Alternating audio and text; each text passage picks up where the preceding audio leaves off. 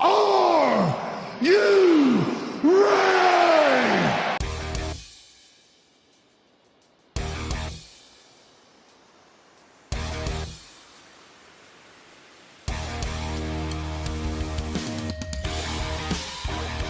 This is the D-Generation Clix podcast with your hosts, Who is Ravage?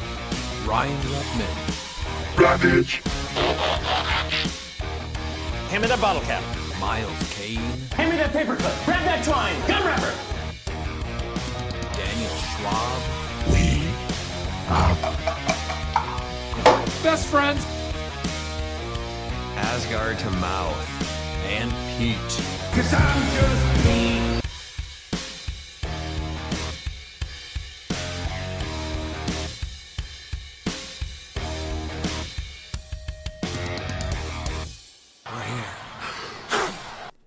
Welcome back to the D-Generation Clix podcast. I'm your host, Ryan, and with me, as always, are Miles, Dan, and Pete. Miles, what's up? Nothing much. I did some nice traveling. Got my second event in with the Clix League West. That went pretty good. So yeah, one of the prizes for getting first was to make a custom Heroclix figure. So everyone be prepared for the future Aquamiles Rebgorn figure. And that's going to be legal for, what is it? Well, so you can either make a custom dial. And if you do a custom dial, then it would be legal for the Mythic Finds. They're making their own format, and so that would be legal for those events. But I'm leaning towards using a legacy card, so that way you can potentially use it in Modern if you already have the card in the figure and your opponent lets you swap them, since everything will be the same. So. Okay, very cool. Very cool. Dan, this last week, positive or no? As always, there's plenty of positivity in my world, so All right, I did not get to play. List it out then. List all the positivity right now.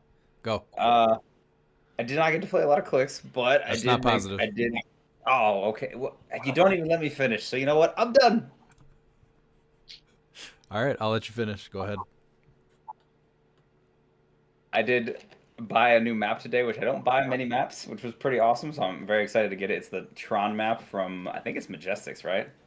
Yes. Yeah. So I am super excited. I love the Tron Legacy movie. It actually made me go back and watch the original. So I'm super excited to get this map. Yeah, actually, I saw that too. What was it? Temple of Gloom was one of the only maps I don't have, so I got the short version of that, and then I still need the big version, and then there's also what is it? It's based off the Kong, I think, right? Is it Skull Island or something like that, Miles? Yeah, Kaiju Mountain. Mountain, okay. One. Yeah, there's, I think, a small and a large one of that one, so I need to still hunt those down, but almost done with all the neoprene maps. And I got a hold of the guy because the Dinosaur Land is one, so I'm trying to work out a deal for that. Because that's the Jurassic Park. Cool. Yeah, sounds cool.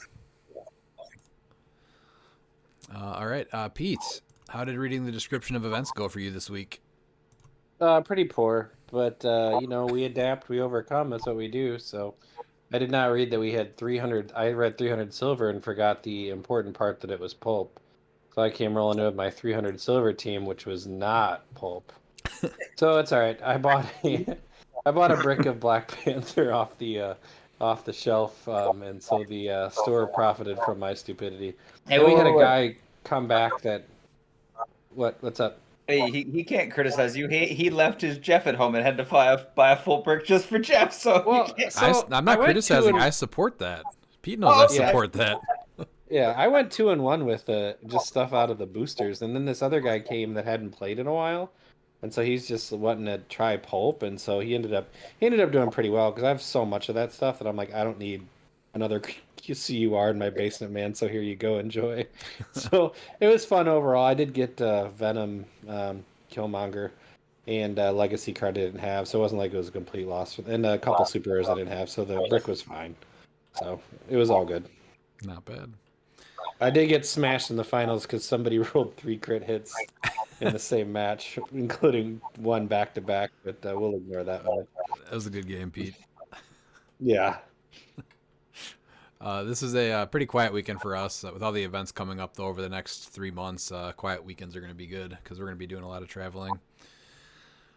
All right, so moving on to the news. Adepticon tickets went on sale on Sunday, and then I think Team Sealed sold out in 30 minutes, and Modern sold out in about 24 hours.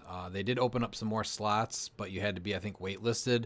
Miles, what did you say? There's one slot left, but it says that it's saved for people that were waitlisted? Yeah. So if you contact Adepticon to ask why you can't get it, they will say the reason why is because there's a wait list, and so they're giving those people an opportunity And it first was like before opening up. 3 public, days, yeah. right? I think it is. Yeah, I don't remember the Yeah, exact. I got in on one of the waitlisted slots, Dan and I did. So they say in the email that they send you that you get 3 days to select it. So hopefully as these sell out fast, they're able to keep adding more slots. So keep an eye out. We'll keep posting on the Facebook page too if more slots open, because it's going to be a real fun event. And I think we have at least 3 teams that are entering Team Sealed, and we'll have 9 people there playing in Modern. I think it's at least 3 teams. I think we actually have like 3 plus. I think part of us got split off into some other teams, but I think we're pretty well represented as a group. Yeah, we got so at least 10 people I think are going to be playing Modern 11, from Team 11. I think. Oh yeah, so yeah, we have. I think you're right. So yeah, we don't have a ton of people there. We'll be well represented. Miles, you're still waiting on what? You are going to make it now for sure? Yes. Yeah. No. Yeah. I have the modern package, but no Team Sealed. Okay, you were trying to get in with Nick, right? Yeah. And so we'll see if that goes. If not, then it is what it is. So Yeah, there's Everybody's stuff. gonna be on. There's stuff to do the whole weekend. So Oh, I'll be yeah, there absolutely. from Thursday to Sunday. So it'll be a good time. All right, Pete, as voted from everybody, apparently the segment that everyone's waiting for. What would be fun? Hello, friends. As voted on the people segment, some would say. My favorite local tryhard this week. Had a rather light week, but he did pick it up today a little bit. Started off the week with Solaris and a Legacy card. That's a favorite of mine. Nice job, Bookwood. And then he had a Wakanda Forever Op Kit Shuri to help with his Wakanda builds. And then finally, today I was notified that he got a Legacy Cloak figure and Legacy Storm figure for, quote, whatever reason, end quote, period. So I don't know who played Bookwood this past week, so I don't know if we have any insights into who smashed him. I did not get to play him. So did you play him, Rebin? I did not get to play him. He played Looper round 1 and got smashed. Oh yeah, And, Looper destroyed him. And then Well, there you go. after that, he got a bye, so that was his 1 win there. And then round 3 was against Jeremy, and it looks like he did win 300-0. That was an unfortunate one. I wonder if they got the score backwards on that one though. Well, I do have to say I was happy to see Bookwood. We hadn't seen him in a couple weeks, so it was nice to see him, and he's back to his degenerate spending ways, so that's a solid work out of him. And he said he'll be back next week, so hopefully we can match up with him and crush him 3 games. Well, Yes. that means that he has to win before he can even face you. So, I mean, realistically, it's just that's on him. That's true. That's He very got true. triple. All right. As everyone knows, the fires in California have kind of been out of control, and I'm sure most of us have seen this, but one of our own, Clay Wood, the man behind HC Units, lost his whole home in the fires. There's a Facebook page dedicated to help him out. There's a GoFundMe set up. It's already hit $12,000, and people are donating clicks to help him rebuild his collection. So if you're able to help in any of those ways, please find the page and do what you can. Odds are, if you play Heroclix, Clay's helped you. So what's that?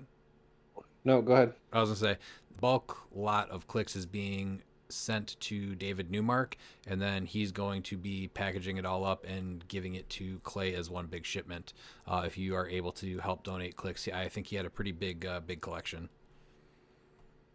In typical Clay fashion, he did actually post in the Clicks for Clay and was trying to defer some of the attention from himself to other people that are going through an unbelievable tragedy. I mean, just imagine everything that you love and hold dear and, is gone, right? Except for your family. Luckily, everybody escaped there.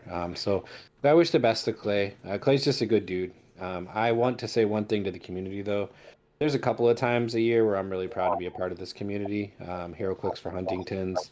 Something like this is just incredible. I mean, $12,000 in basically what, a week to help one of our own. Yeah. That's to be definitely applauded. So good job out there, guys. And Clay, we wish you the best and the best to your family and everything.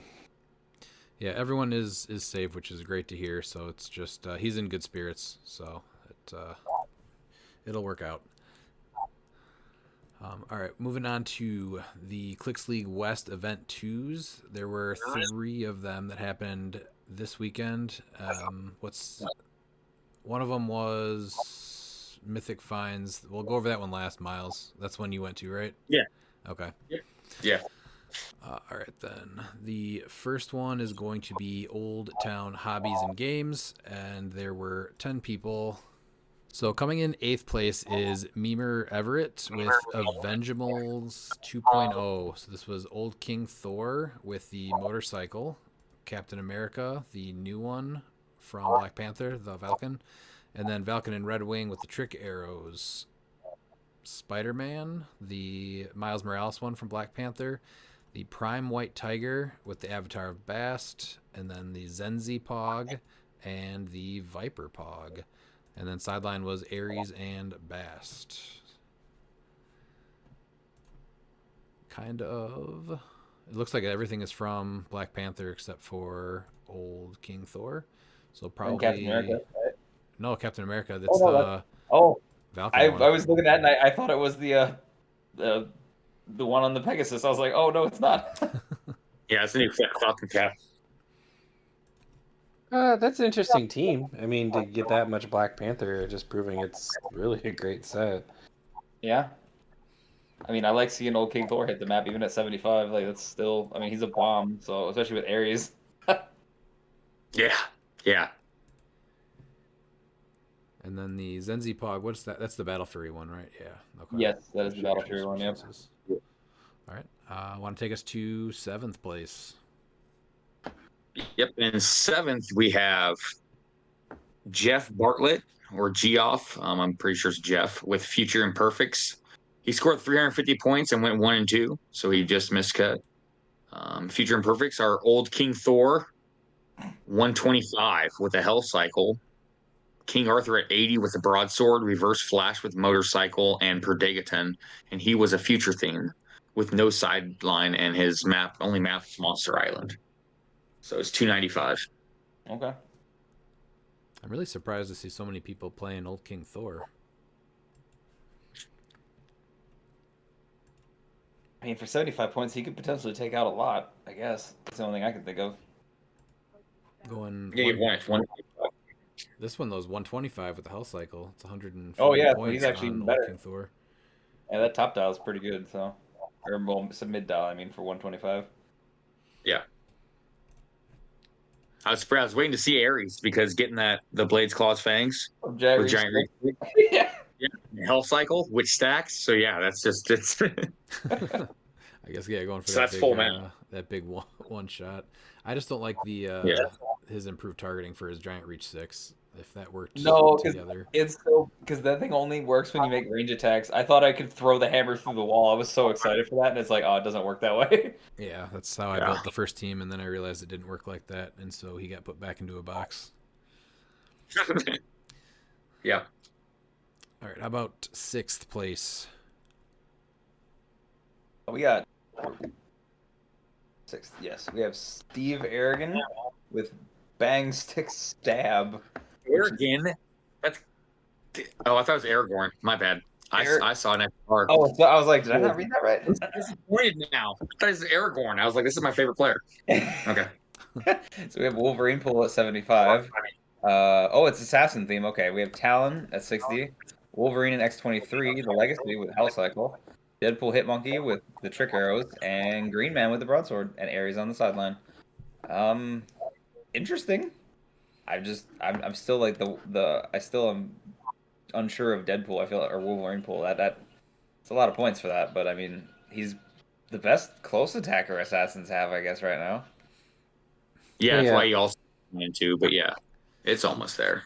Dan, Yeah. who is on that team? Huh? Oh Who yeah, is on Screen that Man. Honestly, I would have liked to see instead of the Hell Cycle on Wolverine and X-23, Wolverine pool. Oh, I guess you could just drop Wolverine pool down though and have 10 extra points. Yeah. Yeah, you drop him down to 50, and then you could put a motorcycle on him, and then he gets charge flare. Yeah. Yeah, the big thing when I was playing Assassins is they just don't have the mobility, and so it's a little hard once you take out Talon's target to keep going, and that's really their biggest weakness. So lots of offense though, so I like the team, but I think that Wolverine pool is just better on his lower click with the motorcycle. Yeah. I don't know what X-23 and Wolverine are doing. That's my only gripe here. Is I like it, but You know, they probably just want to play it. So yeah, that's fair. I'm not. It's not like a. It's just a. That's my little constructor. I'm just wondering if there was something they could have put here that would have maybe given him a little more utility, because they don't really. It's all offense. Like Green Man's basically your utility piece, and that's it. Yeah. Honestly, if you take away Wolverine and X-23 in the Hell Cycle, you're only 5 points shy of Raz. Oh yeah, that's true. Yep. Yeah, but if you also look at that first trait, like that's where it gets really interesting, because if she doesn't have any tokens, Lines of Fire walked, and so you can really So I mean, there could be something there. You have to TK her and sidestep, and now you can. Well, that's my thing. Is where's the TK? That's my. Oh yeah, that's true. Green Man doesn't have. Where's the TK? The big thing. I'm not going to hit it again. I hit it twice already. The big thing when they came out though is that lines of fire drawn to them are blocked, and they have the assassin keyword, so Mern's just able to draw fire to them. So you butterfly them in, and that's a big part of your points right there. So. Oh yeah, because what keyword do they have that they share? Right? It's assassin. So. I was also thinking animal. I was like, oh, maybe animal. Like, no, it's just assassin. Yeah. All right, I want to go to fifth place. Fifth place is Gregory Sherman, From Whom the Bell Tolls. Nice reference to the Metallica song. You know, unthemed. Prime classes with the motorcycle. Wong with the trick arrows, Death Metal Wonder Woman, Captain America M23001, and Bardley Quinn with Michael Keaton on the sideline. So that is a good old peg cap. And then maps were Apocalypse, House of Mystery, and Icy Lake with the heart-shaped herb and Vibranium for 300 points of fun. I love Bardley Quinn. I think she's phenomenal. Oh, she's great. Yeah, it's just hard for me to play because it's Kryptonian keyword. If they didn't have that, she just celebrity passed, I'd be all over it. If there's somebody to look past that for, I think she's the top on that list. Yeah, she's like the least Kryptonian ever. So, how did she even get that keyword? I think it was just part of the.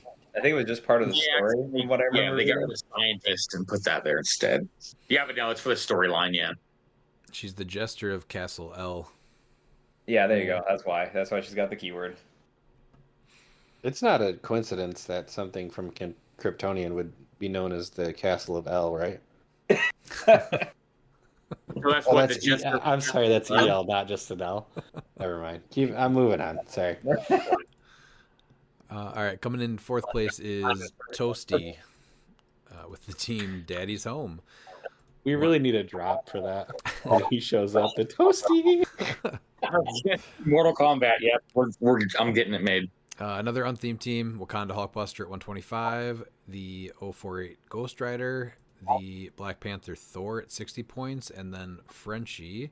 So putting Frenchie on the Wakanda Hulkbuster, probably giving him Perplex and Stealth right away.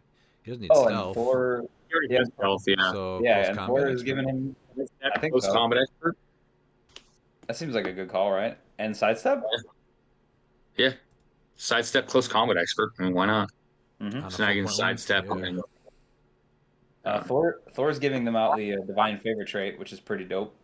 So, What does Wakanda Hulkbuster's the like define favorite trait do, Dan? safeguard opposing perplex and prob, and then when they attack, targeted characters without the DD keyword modified defense -1. It's not bad. It's actually No. looks like a pretty fun team. And then you get Ghost Rider next to Wakanda Hulkbuster, and you can't take away any of his stuff. Avengers team, yeah, he's just kind of smashing. And heart-shaped herb on the sideline, which Hulkbuster can hold on to. So yeah, that's actually a pretty cool team. That was 4th place. Went 2 and 2. yep. And then 3rd place, also going 2 and 2, is Hey Jude Sanchez with Cosmic Eliminators. That was a Beatles reference. Prime Colossus is a ruler theme. Prime Colossus with Zune, Zadar Sanan, Butterfly, Hidari Yao, and Legacy Star at 20 points with Khonshu. Sideline is Legacy Ace, Constantine, Khonshu, Mern, Shuri from Black Panther, the 30.1, and Death Metal Wonder Woman. Heart Shaped Herb and Phone Booth with the Major Brock's Bunker map. Interesting. Getting Zadar Sanan in there is interesting, but I mean, Colossus is, I mean, Well, you can go. it's an interesting meta call with all the terrain stuff you can destroy too, right? Like if he faces like a pizza team, they can have that team out fast. So Yeah, absolutely. No, I like it. It's a Colossus ruler team. With a nice little spin on it. Yeah, Getting that Zune on it. First Hidaria that we've seen as well. Mm-hmm. All right, how about 2nd place? He got a little emoji in his team name. that is Jose Benitez with poisoning enemies. So we've got Swamp Thing with Avatar of Amit. Man, this feels mighty familiar. I think I'm having a little PTSD action here. Man Thing with Avatar of Taweret. Harley Quinn from the this is the Iconics one, and then a Poison Ivy from the same Iconics with Bucky's arm. Another Harley Quinn, but this is the super rare from Notorious, and the Perdegaton at 20 points. So this is the scientist theme, scientist plants. I remember that. It's still really good. Yeah, got to the finals. I still think I think when we go over the team that beat it, you'll see why they beat it, which is its biggest thing. But it's cool to see another plant team for sure making it. But I think this is going to be one of the last times that this is going to start. That this is going to do good. But it's cool to see Jose do good with it for sure. Get into the finals. Yeah, do you want to talk about the 1st place team, Pete? Mr. Matty G for Who's on Whose Team, Ruler Theme, Prime Class of the Motorcycle, Butterfly, King Jefferson, Jennifer Kale, Shuri from Black Panther 029, and Legacy Starro. Sideline was Michael Keaton, Pegcap, The Green Man. No, Mern, Scientist Supreme, and Death Metal Wonder Woman. He also did have the nifty Traffic Barrel. So congratulations, Mr. Matty G, on the win. I think there's only 2 people with Beetlejuice actually on the sideline, which is incredibly surprising. Yeah. Yeah, no, that's exactly why the plants lost. I mean, you bring Beetlejuice out, and it's really hard to compete against a Colossus Butterfly, getting Mern with Starro. It's not impossible. It is an uphill battle, but it does shut down a lot of what these do. Yeah. Yeah. All right. Moving on to the next event. That one was at Wishes Toys, Books, and Games in Linwood, Washington. 9 people here. 8th place was Charles Constant with Black and Yellow. Black Adam from Notorious with the motorcycle, Reverse Flash, the Prime, Reverse Flash on the main force. And then we got Perdegaton and the motorcycle, and then the 10 Pog. Want to take us into 7th place? Yes, and I was looking at his points, so I'm guessing Charles, who I know listens to us, your dice must have failed you, because that team, I was surprised to see that it scored 0 points for sure. In 7th, we have Yaramaya Thompson with I Don't Even Know. went 1 and 2 with this, but it's Prime Black Panther. Wow. It's Rare Black Panther, Queen Storm, Ramonda, the Uncommon Shuri, Everett K. Ross, and Miles Morales, and Ares on the sideline. Oh, he wasn't gonna Shield. bring in. He wasn't gonna bring in the Miles Spider-Man. Spider-Man? Oh, kind of wasted. Yeah. That's cool to see. I mean, you have King T'Challa and Queen Storm, the rares. That's cool. Is there no Chair Panther? No. Nope. No Chair Panther, no. It was all Kerr except for Prime Panther. All right. That's impressive. Yeah. Yeah. All right. Want to take us to 6th place? I do not, but I shall. The 6th place is just called Trigon. 300 points of Trigon. And that's with Declane. I know they don't think that's not how you pronounce it, but I told them I'm always going to pronounce it that way. So, yes. Dan, what you only like about this team? It's just one of. Yeah, I think it's totally fine, team. honestly. Oh, I guess he's not as ugly as he was in Silver. It's much just modern.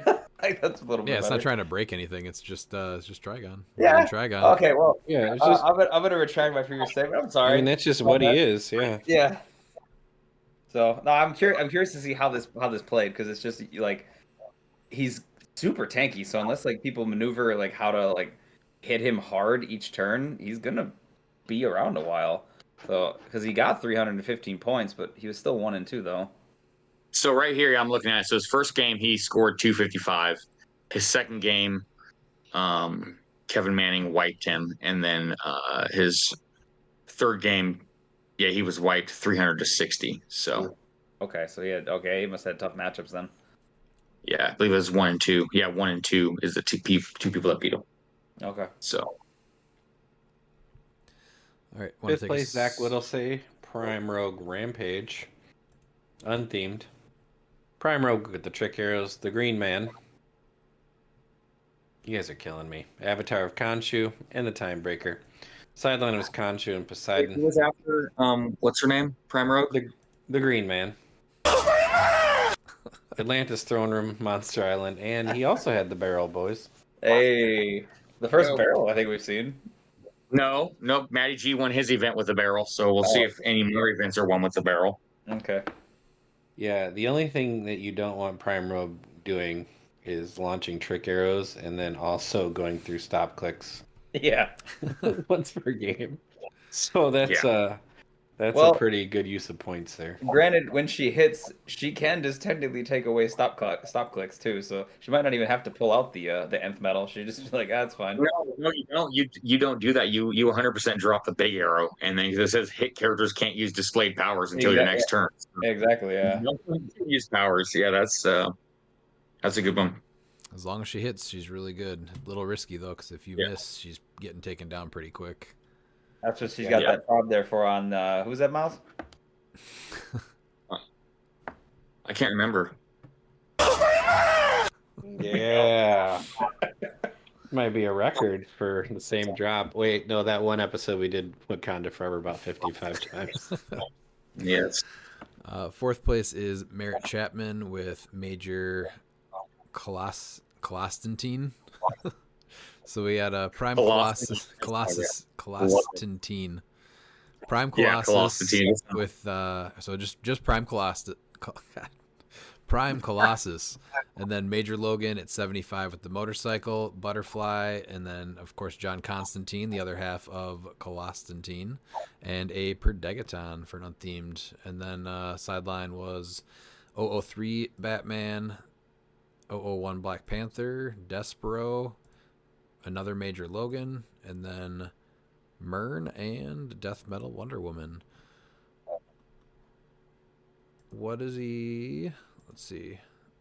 I guess I'm going for the dual Major Logans. Yeah. Yeah. Just hoping for like the impervious rolls, I'm guessing. Yeah, and you're just killing Prob. Yeah. So you're just making it difficult on your opponents and then just trying to kill something with Colossus. And then so you got super senses then on Constantine and Perdegaton. Yeah. So We're now going to be a 3 through 6. If you- If you share, yeah. I was gonna say if you run into somebody that's sharing a figure with you, yeah. And then Major Logan probably has it too, actually, with the motorcycle. So yeah, that's actually kind of neat. And he's at full, dude. At full too. Most people don't run Major Logan at full. Yeah. No. All right, and then third we have Callan Chapman with Mystical too. Love to pun on his name for sure. Mystical theme. Prime Blue Beetle with motorcycle, Man Thing, Morgan Le Fay with a bag of holding, Death Metal Wonder Woman with a tomb, Jennifer Kale and Madison, with the sideline being Ares, a tomb, Chthon, and Treasure Chest.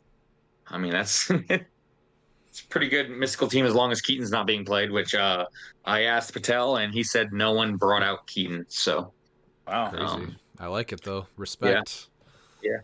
Yes. So Washington, they came to say, all right, let's play the game. So that's what I like to see. This is the first time I think we've seen anyone with bag of holding, right, or the treasure chest on their build. Yeah, I was all excited about bag of holding until like I feel like I misunderstood like what it exactly does because it's just not. Or I thought it works with the barrel. Huh? It works with the barrel. No, it doesn't. It does? No. Yeah, choose an effect from an object. That is an effect from the. It's a capital effect. It doesn't have a capital effect. Yeah, barrel. No, it doesn't have it written on there. No. I don't know where you were. Okay, we had a full conversation about this over the weekend. I still like it, but then probably too busy winning. Yeah, that is also fair. But then like none of the new terrain or anything have any of that, so yeah. I don't know what to use the bag of holding for. I don't know. I mean, you can collect your items that are on the ground if one of your pieces get KO'd. It's free for mystical or warrior keyworded. You just put it on any mystical or warrior thing you don't have something on. Yeah, no, I mean, I like it. Now I have to go buy Beholder because I'm like, oh, okay. Why did you not want a Beholder? Yeah, he's awesome. The cool thing about it, though, is that you don't have to waste an action to equip. Yeah. So like that's where it's important. Yeah, I like that. I do very much like that. That's cool. It was just one of those where I was trying to figure out how it worked. I was looking at building a warrior, and I'm just like, how do I make this work? Daniel, I'm not going to criticize your recent cliX purchases because you have been degenerate lately, which I appreciate. But dude, why did you not want a Beholder? That thing's awesome. You're going to need a Beholder. Because I didn't maybe two Beholders. Because I wasn't going to play Beholder that often was the thing. And then I'm like, oh, but the bag of holding is actually pretty good. Mm-hmm. You are incorrect, sir. That is a very Dan piece. No, because it's not a D6, it's a D20. No, it's a D20, which is like 3 D6s and some extras. Yeah, that's one finger Dan. That's your toes and your finger. All right, moving on. Who's got Jay Patel? All right, Jay Patel with Hadari Smash. So we have Butterfly, Hadari Yao with the motorcycle, King Jefferson, good old the Dr. Drip. I respect that choice. And then Share Panther, the Legacy, and the Uncommon Shuri. So we are a ruler theme. Sideline is Ace, the Hellfire Gala Cyclops, Havoc, Iceman, and then Space Ghost. Yeah, I think until Universal Weapon comes out, motorcycle on Hadari Yao is really good. Mm-hmm. I mean, yeah, and there's some interesting stuff on the team. There's not a lot of Diamond Nip though, so like I like Doom, but he could have easily been a Butterfly swap too, though. Yeah, that's a good point. Well, he's not for nothing, not terrible. Running shot, energy explosion, leadership, outwit. It's the full range though that kills him though. Like it feels like he's got like if it was a 5, it'd be much better, but that 4 is rough. Yeah. All right, moving on to first place, Mr. Kevin Manning with the unnamed theme, ruler theme. I feel like he could have came up with a name for this. Butterfly, Man Thing with Avatar of Gaia, Kong, Death Metal Wonder Woman with Bucky's arm, Legacy Panther, Chair Panther with Avatar of Taweret, and Jennifer Kale with the Broadsword Construct. Sideline was Ace, Michael Keaton, Gaia, John Constantine, Prime Reverse Flash, Taweret, and there was a Heart Shaper, Phone Booth, and Vibranium, no barrel. Congratulations to you, Mr. Manning, for the win. And you said Beetlejuice did not come out, Miles? No, Beetlejuice did not come out. I asked Jay, and he said there was no one brought him out. Awesome. And so, yeah. So first place had him and still chose not to use him. Well, he couldn't use it because Patel was also running Chair Panther. So I'm gonna just go with the fact that he chose every time to not bring him in, even if he could. Everybody sat at the table and said, "Do you want to actually play this game, or do you want to bring that out?" And they all said no. And so all Let's the play Legacy cliX. Chair Panthers chose something else. Yep. Yes. Yep, that's what happened. I do see a uptick in Jennifer Kales, which I like. She's still good. Absolutely. All right, congrats to Kevin Manning for taking this one. And then our third one, and the one that Miles attended, is Mythic Finds in Dallas, Oregon, with 12 people. And in 8th place was Dustin McGibbon with an unnamed team. This is a 100-point Hidari Yao, the super rare Black Panther with Bucky's arm, Jefferson, King Jefferson, Ramonda, and Shuri the 029 with a ruler theme team. Sideline was Beetlejuice and Cathan. Who is Cathan probably going on? Black Panther? No? It's Hidori Jefferson. Oh, you want I'm assuming you're trying to pull off the Jefferson bomb, maybe? Yeah, so I think you put on. I'm pretty sure he's put it on Jefferson, so Jefferson would have been at 20 defense. Yeah, okay. I believe so. Yeah. Yep, that makes sense. All right, cool team. Want to take us to 7th?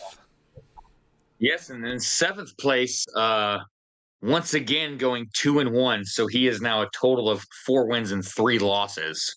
Skullpire O'Carn with and it is Venom, God of Symbiote with motorcycle and Ares on the sideline.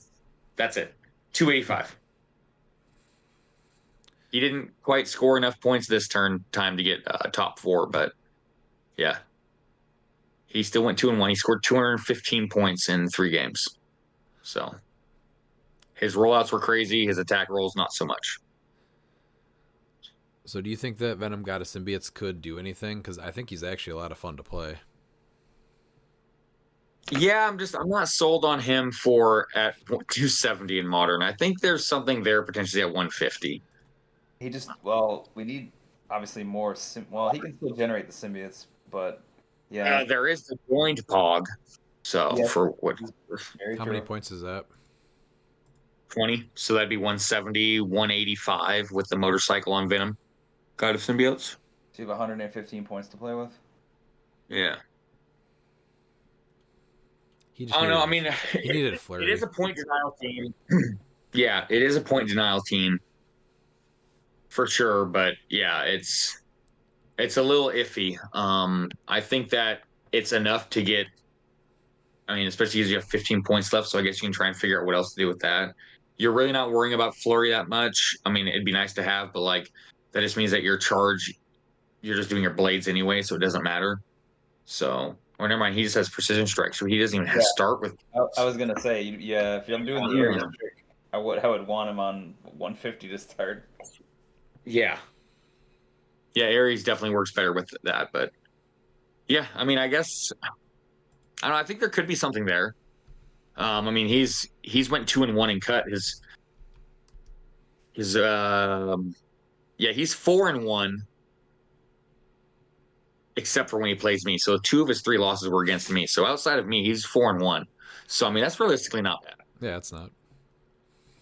Yeah, because he faced me twice at the first event and lost. So I mean, if you take away those 2 losses, he's 4-1 against everybody else. And I mean, that's pretty good with Venom God of Symbiotes. So he's just, I guess, trying to be the world's best Venom God player. So if somebody thinks they're better, you got to prove it. Skullpire's holding it down.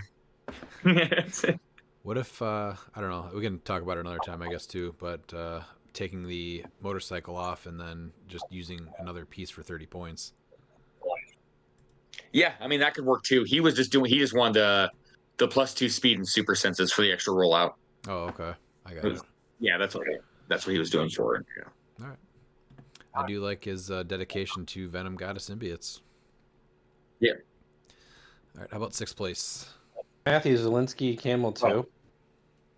Camelot theme. I do enjoy the name Camel Toe with a Camelot theme. Prime Colossus, Avatar of Seth. Nice to see Seth getting play. John Constantine Kong with the Avatar of Gaia. Morgan Le Fay with the team up. And Death Metal Wonder Woman with Bucky's arm. Sidelines Ares. Michael Keaton, Cathan, Gaia, and Seth. And the barrel was on there. Yeah, I practiced with this the night before. I stayed over at Matt's house, and yeah, this team is. Obviously, I wasn't playing full competitive. It was like 2 o'clock in the morning or 1:30 when we started, so it was just throwing it out there. But yeah, this team actually works pretty good. I mean, it doesn't seem like much. I mean, Seth giving Colossus Mystics is pretty nice, and the poison means that he's doing it so that way people don't try and tie him up with their support pieces. Yeah, it worked out. It was working pretty well. Looks pretty strong to me. Yeah. And I totally took Dan's Skullpire. My bad. I was just assuming I was always at the right. You're good. I didn't have any list. You were already off and running, so I was like, well, I'm not going to stop Yeah. him now. So you want to talk about your favorite player, Dan? Sure, I guess I can take this person. Next is Daryl with I Can Count to Potato. So he played 200-point Kong with Avatar Amit, Diana, the Chase with the Hell Cycle, and Perdegaton at 20 points. He was 5 points down. Could have, there's a barrel of 5 points that could have got on the team, but apparently didn't need it. No, he hasn't. He really hasn't slept for months, and so he's just trying to just do a team that he wasn't thinking about using. So he figured, why not just deny people of points? I guess. Yeah, I played him round 2. Beat him pretty quickly. It's very dependent on that Diana and going first, and he's unthemed. Even if he is themed, there's ways around it, like you said, with barrel and certain maps. Mm-hmm. But yeah, it's just getting Kong full map after you TK Diana to get there. And having Chthon and Amit on Kong for sure. Do you feel like it would have done any better with Gaia instead of Amit? I mean, realistically, I think so. I think the 200-point Kong, especially with you're able to get him the heart-shaped herb. Yeah. I think that could work more so. What about against your But team? I understand. Because I know you beat him. You said you beat this team and the Kongs pretty quick. Yeah, You think yeah. that There's would've- no way for him to heal. Would that have? No. No. Okay. Yeah, no. He was dead. Because I shut off his defense. You'll see when we get to my team. So he had no stop clicks and he had no defense powers. So yeah, he was dead. So the double healing with Very the Bush and Gaia would not have been even close to enough. No, because it's at the end of his turn. Yeah, so he didn't even have a chance to heal. Okay. I one-turned him. Ah. I one-turned his I killed his Diana and Perdegaton really quickly that on my turn too. So he had to waste an entire turn to get Kong out there. So Kong took 2 damage from Chthon and then obviously 1. So yeah, because he didn't have super strength because he had to waste an entire move to get there because he wasn't able to place him. And so he was on click. Where is he at? Click 12, and then you put the bush under him, and then he's dead. Okay. Especially with Ivy too.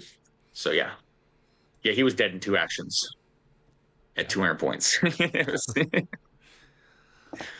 right. And it was then pretty quick.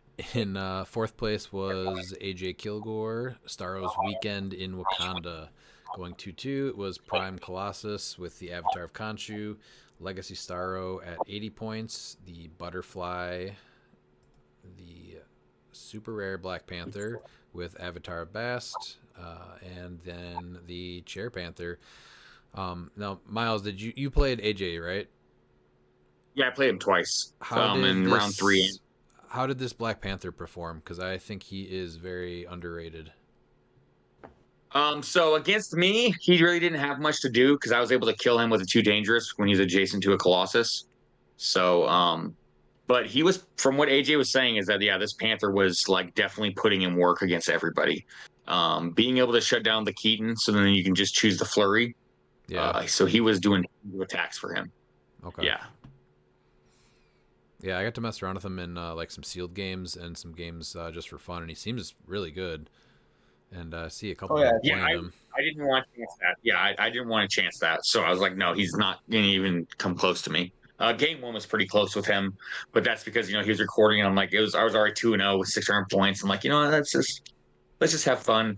He came close to killing my Swamp Thing, and then that's even he knows. He's like, whoa, what the heck? Because we were just talking, having fun, and I just kicked in and I wiped his team that turn. And he's like, what happened?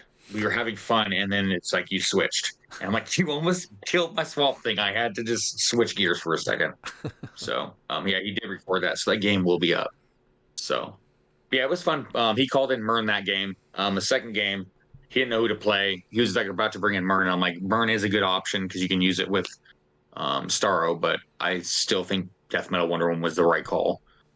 He brought her in for the second game against me, and he still thinks Mern, and I'm like, no, and he's like, well, I almost beat you. I'm like, that's because I just was having fun and I threw Man Thing and Small Thing at you instead of actually playing smart.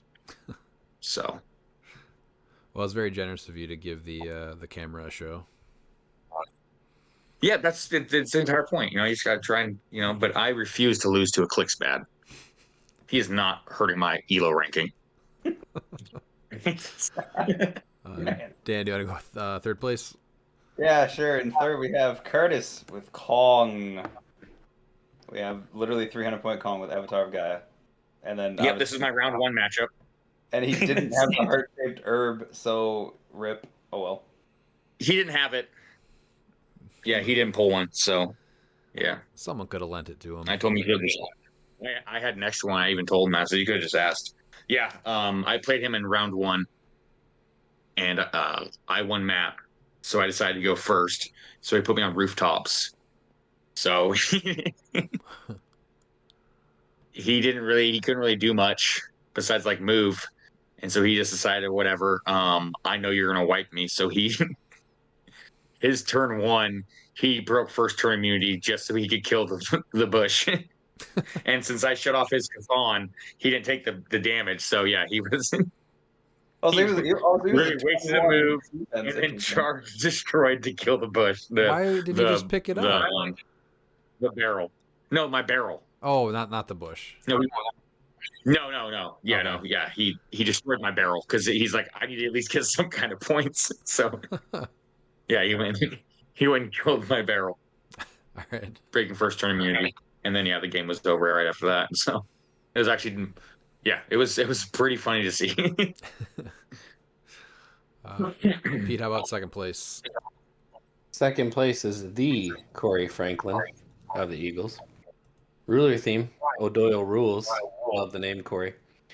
Ghost Rider 048 with Bucky's arm. Butterfly, Diana with the Hell Cycle. Kong at 50 points. Death Metal Wonder Woman. Sideline was Michael Keaton, Blade, Cathan, John Constantine, Mern, and the Reverse Flash. Heart-shaped herb, the mound, and the phone booth. And he did include a little thing in the notes just for this group here. If you click on it in the notes, the team notes, boys, takes you right to a YouTube link for the classic clip of O'Doyle rules going off the cliff. Thank you, Corey. Yes. Yeah, this team was a pain. He was the only one to actually, he pulled out Keaton in round one and round three. Round one, he was going against a newish player. He's playing Black Lanterns, so he couldn't do his healing or anything. And yeah, and so Devin missed his alpha, and then he just said, this is just not fun for me. Like, I come here, you know, try and play and have fun. And so yeah, he dropped right after his first or his second turn. And like that's what I was worried about most, is having a player that's new that wants to just play and have fun, even at a tournament. Like I understand like it's competitive, but to not even be able to play your team was just rough, and it was sad to see. He said he's done playing competitive. Me and a few others are trying to talk him back into coming and playing to try and keep him, because it's, you know, each region is different, but like this region out here is dying. So I mean, we need to try and keep as many players as we can. And then yeah, round three he took it out against Dustin, but Dustin's an experienced player, so I'm sure he was fine with it. He was not really fine with it, but you know, what are you gonna do about it? So, and then yeah, I met him in the finals, obviously. So in first place is me, Miles Kane. Heard he's pretty good with Wakandan Funeral. He's okay. Which was, yeah, he's okay.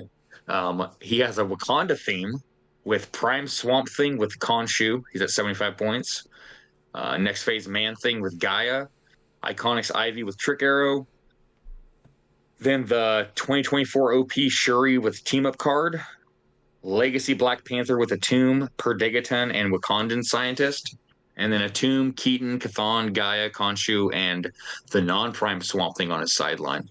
Now, I talked with this gentleman, and he said that so I put Keaton on my sideline just so in case I was going against like a Despero where they could have to pick one. I'd rather them pick him than Chthon. Obviously, I'm going against a Panther. They're going to pick both of them, depending on if they're first or second. So, yeah, that was it there. The synergy for this team was insane. Oh, and I also forgot that was 295. It's the last 5 points was a nifty traffic barrel. Nice. So that came huge. Yes. A lot of people were looking at me weird when they saw that I had Wakandan Scientist, but even though I had the Vibranium and the heart-shaped herb, I still wanted a consistent way to get Vibraniums on my sideline just in case I needed to take off a token with Legacy Panther. And hers is when a Wakandan Scientist or an adjacent friendly character with the Wakanda keyword hits after resolutions, you add a Vibranium token to your sideline. And so since Shuri gave all my scientists Wakanda, I just parked her next to Ivy. And so whenever Ivy hit from across the map, I'd get that token on my sideline. And that was usually the play is Ivy has trick arrows, so I'm going to be, making my 4 plants. Obviously shutting down their Keaton with the Black Panther.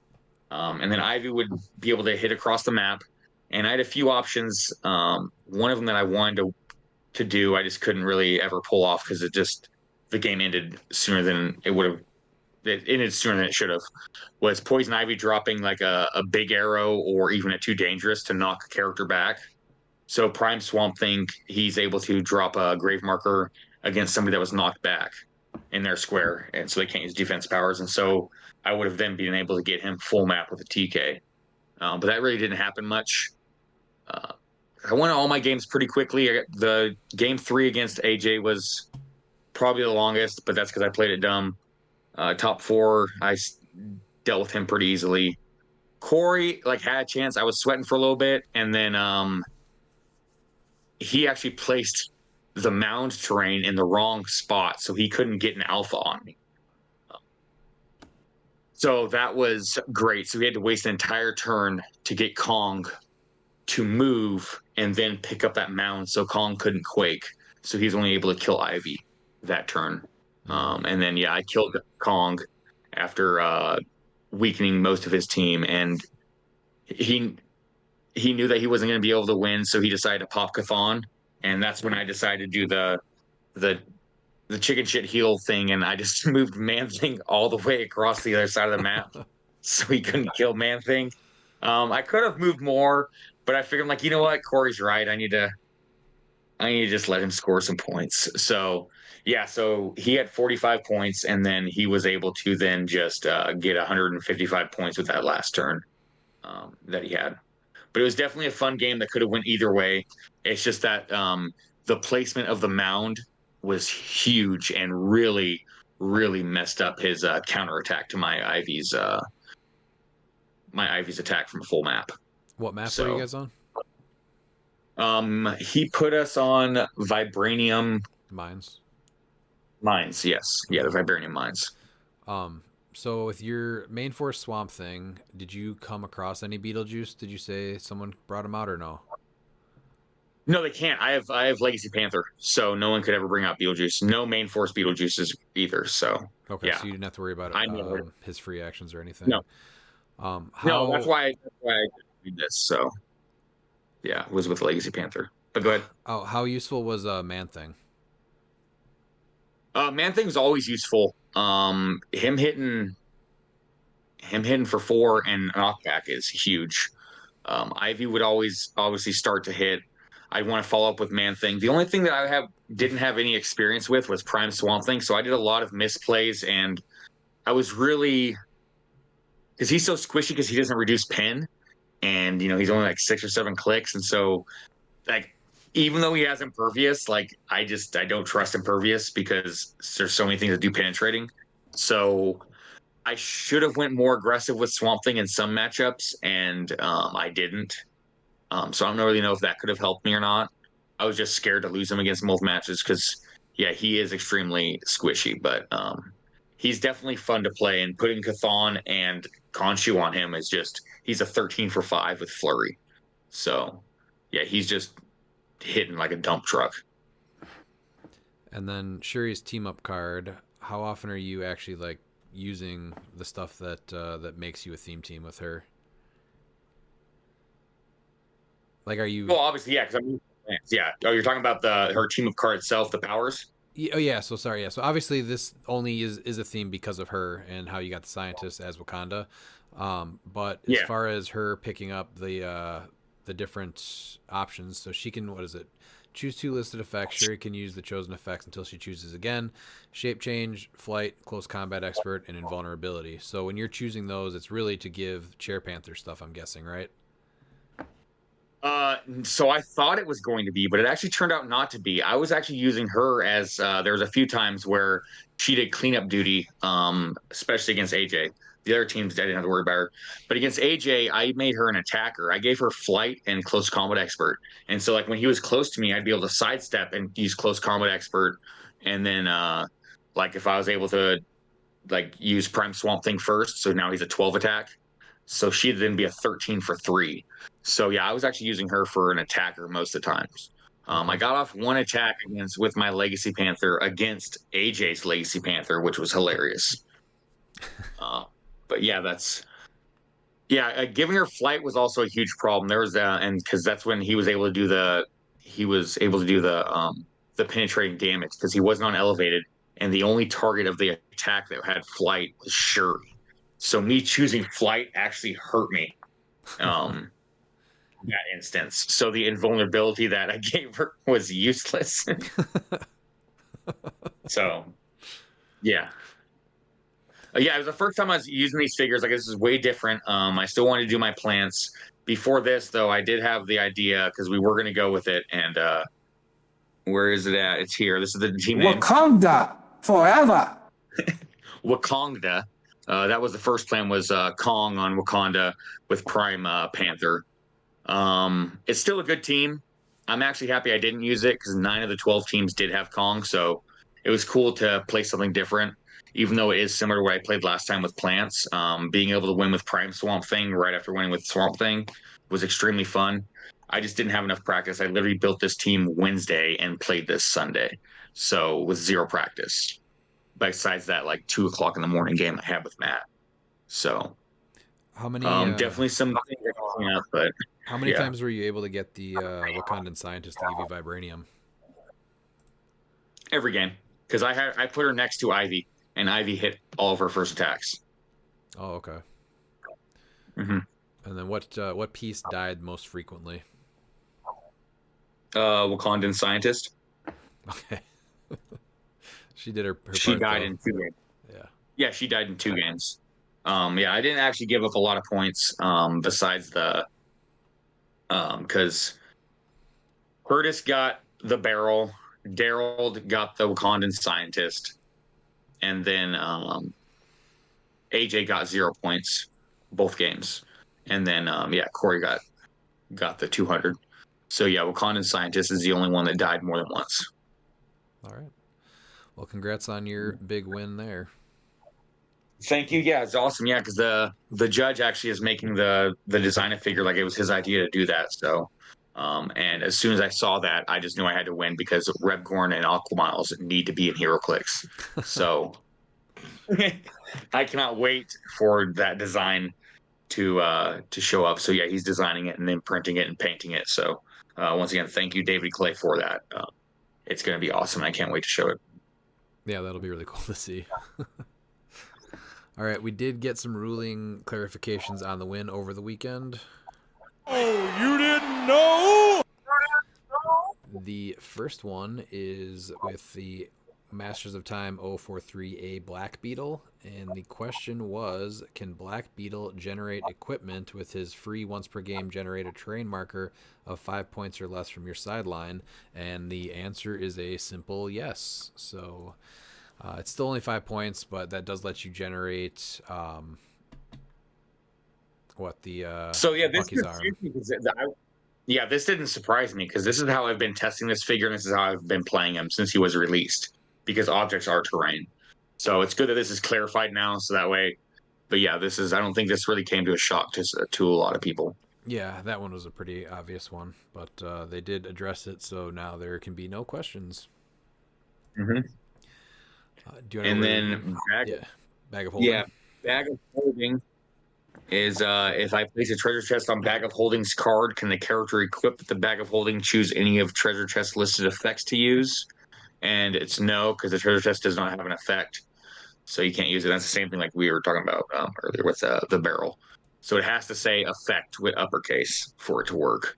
And the treasure chest is something that it's on the map and you have to roll if you're adjacent to it or occupying it. But yeah, it doesn't have the uppercase effect that you need for the bag. All right, Pete. What about vibranium? Vibranium, it reads all uppercase effect when vibranium would be destroyed by another effect. If it's on the map, instead roll a d6. 1 to 2, destroy vibranium and place a vibranium token on the active player's sideline. 3 through 6, place a vibranium token on the active player's sideline. What happens when a figure with improved movement blocking ends their movement on the vibranium and rolls a 3 through 6? And the answer is for this specific interaction, since the character would not be able to occupy the same space as the blocking train, the effect will still resolve, and the opponent would place the character in a legal space nearest to the vibranium marker.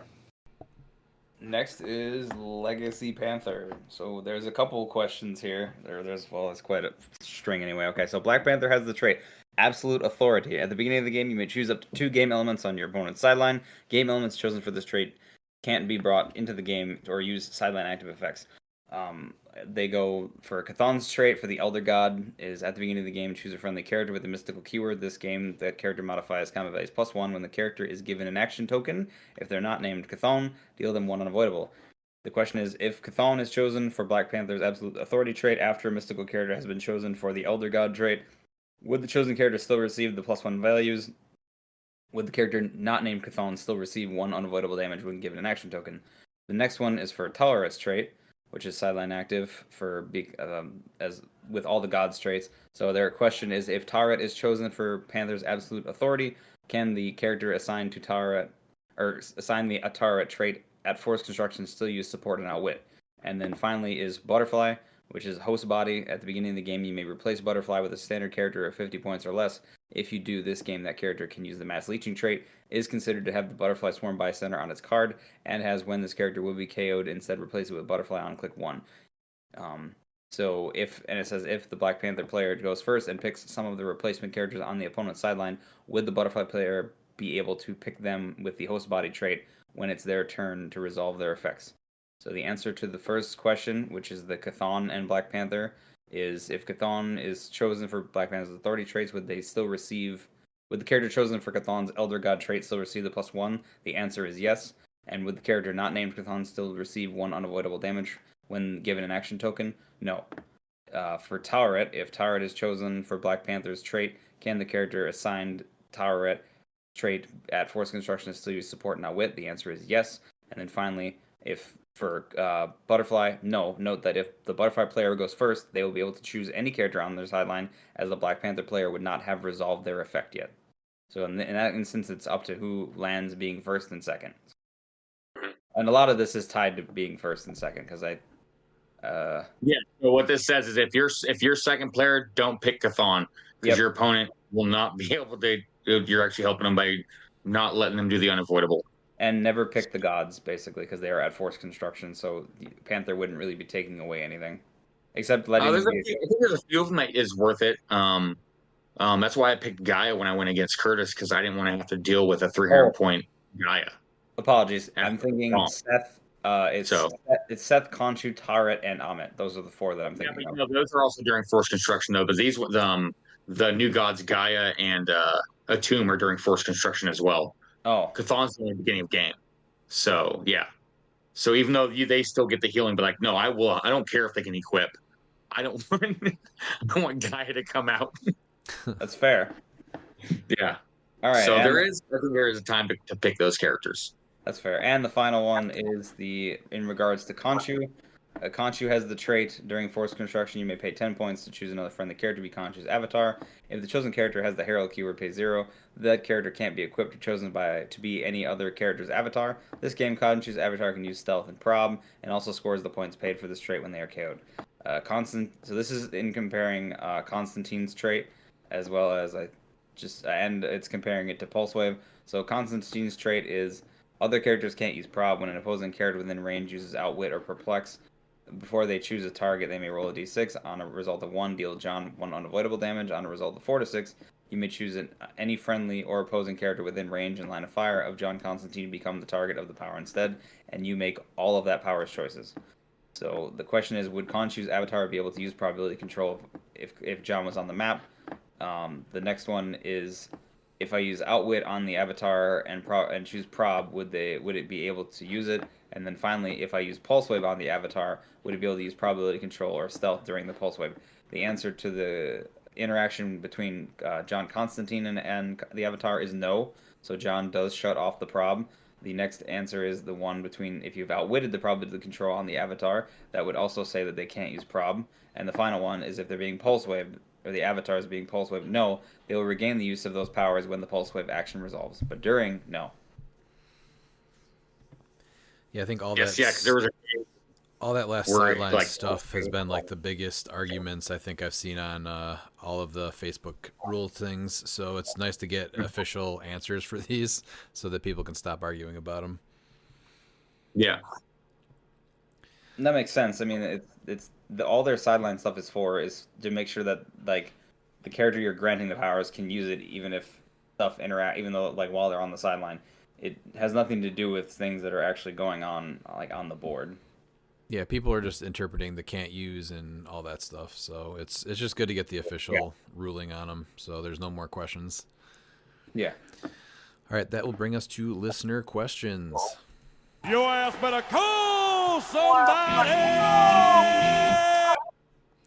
First is Damian Davis. If you could make a set, what would the main title and what would the sub theme you would include be? For me, definitely an X-Men animated set. The 90s X-Men show is what got me into comics, and I feel like X-Men, the Dark Phoenix saga, kind of missed the mark to really capture what the show was about. So sub-themes, number one, absolutely is the Morlocks. We've gotten Callisto and Storm, I think, with the keyword a bunch, but I really just want like a fleshed out Morlocks from the ones that we saw in a lot of the episodes, and then Alpha Flight and X Factor and some of the Shire guys that have not been made yet. What about you, Miles? Yeah, that's pretty good with your Alpha Flight thing, because that's one of the ones I was gonna go with. But I'm gonna have to go with I want an Aquaman set. I mean, let's just be honest, Aquaman deserves a set if Flash does. He does not get enough love. And the sub theme is anything besides Superman and Batman, because I'm tired of having those in every DC set. So we're gonna go with have a Flash sub theme, since we haven't had a lot of Flash figures besides Flash since Flash. All right. Dan, did you have an answer? Sure. I think I'm gonna catch people off guard with this. I actually want a there's the Avengers v X-Men v Eternals event that happened, and I want that to be a set because I like Eternals, and I'd like to see them back in back in a set again that's actually like a headliner set instead of just a gravity feed. And I want the sub theme to be Arakko because I want more Arakko people. Yeah, that would be a great set to do like Mashes of Time with the Colossals and the what are the big guys called? Celestials? Yes, those. And the Colossals could be the Celestials. Pete, what do you got? This is a good question. I would go with probably West Coast Avengers. Yeah, I like that answer. West Coast Avengers. That's what I'm going with. Okay. You With wanna the Great do that. Lakes Avengers sub-theme, right? Yeah, with sub theme of like Yes. offshoot Avenger teams, like the Great Lakes Avengers, and then what else could you get out of that'd the be so good. Avengers That'd be good. offshoot? Pet Avengers. Right? Does that count? You could do it. Yeah, you could. I mean, That whatever counts. you want. Just like not in the mainstream, like Avengers. Everybody's an Avenger, but let's just do some nonsensical Avengers, like some really bad Avengers teams that I love to death, like with Stingray and Doctor Druid. I need a Doctor Druid figure in my Like life. triathlon. I don't Oh, think we've yeah. ever had a triathlon. I think there Yeah. was. I think it was made once. What does Oh, yeah, Miles, we you need more would of play. those. You would play a Doctor Druid chase, wouldn't you? Oh, I love Dr. Druid. Dr. Druid is, yeah, he was up there for me with Brother Voodoo, but we obviously we've been having getting a lot of Brother Voodoos, but Yeah, like those were like the characters that no one really knew about for years. Dr. Druid is still one of them. Yeah. I've So never in heard Avengers, of triathlon. Can you tell me what triathlon's powers are? I can't remember because he's only in a few issues. Oh, it sounds so terrible. Yeah, but I believe that he eventually turned into 3D man. Yeah. So because like, yeah, he was. Miles, he was made Avengers Assemble because he was was that 3D man's non-prime Let me- version. Yeah, it's been so long. Let me. Yeah, that's. It's definitely a Rebman. No, it's not. Yeah, his name. Yeah. well, I mean, but you could get such great characters as like we talked about Doctor Druid, we talked about 3D Man, like Jack of Hearts. Like, Oh, yeah, there's a lot of Ever Jack of Hearts. Gilgamesh. He possessed superhuman attributes, superhuman strength, and speed. He had the ability to identify scrolls in disguise, and he can recover from injuries faster than a regular human being. Ooh, such a Triathlon. triathlete. Pretty cool. Yeah. You know what? During the Secret Invasion, we would have lost without triathlon. Big That's deal. true. He had his moment. Yeah. He had his moment. Yeah, West Coast Avengers with like just other not like the main three Avengers sub themes. Yeah, it'd be nice So to mix it up. that would be good. I'd be fine with it. And then a follow-up question: which non-Marvel or DC property but comic book company would you introduce into Heroclix, i.e., Dark Horse, Image, Devil Do Entertainment? A few years ago, I would have said IDW because they had Transformers and G.I. Joe and Teenage Mutant Ninja Turtles, but I think they've lost most, if not all, those licenses. So now I think they're with Dynamite. I know. Or no, I they're know Marvel now, Transformers huh? just left to do something else, and I want to say, did G.I. Joe go back to Marvel? I think Marvel picked up G.I. Joe, and I think they got Transformers too. Okay. And then I think Ninja Turtles is somewhere else now also. I think IDW lost a lot of stuff. So now I think Yeah. I'd go for Image and just get some ridiculous Leaf Field stuff or Savage Dragon. No, that's just a whole sub theme of pouches. Indie Clicks had some of Image, but not enough because they had Top Cow. Oh, I need But they did not have. I need Oh, good. I need an equipment that's just pouches and it's got to be like bag of holding. No, so now you know what this means, and so this is a challenge. This is the Simon Garth challenge for 2025. Someone needs to win an event, or at least get top 4, or just make top cut. I don't care. With cable with bag of holding, needs to happen. That's the Simon Garth challenge of 2025. Just with a trait that says Leafield can't draw feet. Yeah. No, Savage Dragon has been. Yeah, everyone thinks of him as a Hulk ripoff, and he's so much more than that. He just looks like Hulk with a fin, but Yeah, he's so much more than that. Eric Larson writes that, yeah. Yeah, he's still writing it, and it's almost 300 issues. He's it's almost the longest running because he's wrote and drawn every issue and inked every issue. So since 1992. Miles, what would your answer be though? You stole them both. Did I? But I'm gonna go with Dynamite. I gotta go with Dynamite. Dynamite has a few good options. I know they had Red Sonja for a while and Vampirella, as well as they brought the old Golden Age Daredevil, who has no relation to Marvel. Eric Larson actually used him a lot in Savage Dragon in the early 2000s. But Dynamite has some interesting properties. Okay. I mean, who doesn't want to team up Red Sonja and Vampirella? Yeah, that sounds like a good team up. Dan, do you have an answer for this one? All right, I'm going to be the odd man out of this group, so I'm going to say McConnell. I'll be echoing you here. I want Yen Press, which is a manga company. So they support currently. It's like, what is it? Solo Leveling, Goblin Slayer, a couple different other like heavy hitter titles, but they're a smaller like publishing company. So Okay. Dan, do you have Pete, do you have an answer for this one? Non-Marvel or DC, I would say Valiant Comics. What do they got? Valiant Oh man! had Oh, some great Oh, properties: yes. Exo Man of War, the Harbingers, the hardcore. Hardcore, Ninjak, Turok, I Quantum think they and had for a Woody. bit too. Yeah. They Oh did. god, I forgot about Valiant. And then that Eternal one Warrior. movie. Hmm. What was that? Blood something? Because they just made a Bloodshot. movie. Yeah, Bloodshot with Vin Diesel. They made a Oh movie yeah. based off of that comic. Yeah. Yeah, Bloodshot. And then they used to have, gosh, I can't think of the guy's name, and they ended up writing him into. I thought Solar Man of the Atom was theirs too. Shadow Man. So there's a lot there. There's a lot you can do with Valiant. Valiant comics. Yeah, that's. That's a lot of ones that I have not heard of. You needed, Jim Shooter made it. You have to, that's just And solid gold. 89 to 1994 is like the only ones that you really need to read. After that, it's kind of not good. Why do they have a guy that looks like Mr. Sinister, but he has a katana? Like that's kind of interesting. I'll give it that. So, and some of this too was like they would acquire characters, and then eventually the characters would be bought back or become like Mhm. back to public property. I know Solar, the Man of the Atom, was too. Yeah, Was one of those. Turok. They got the Yeah. rights to Turok, and then the video games blew up, and then they're like, the people that own the rights go, yeah, no, we're taking it back. Oh, Turok's a moneymaker now. interesting.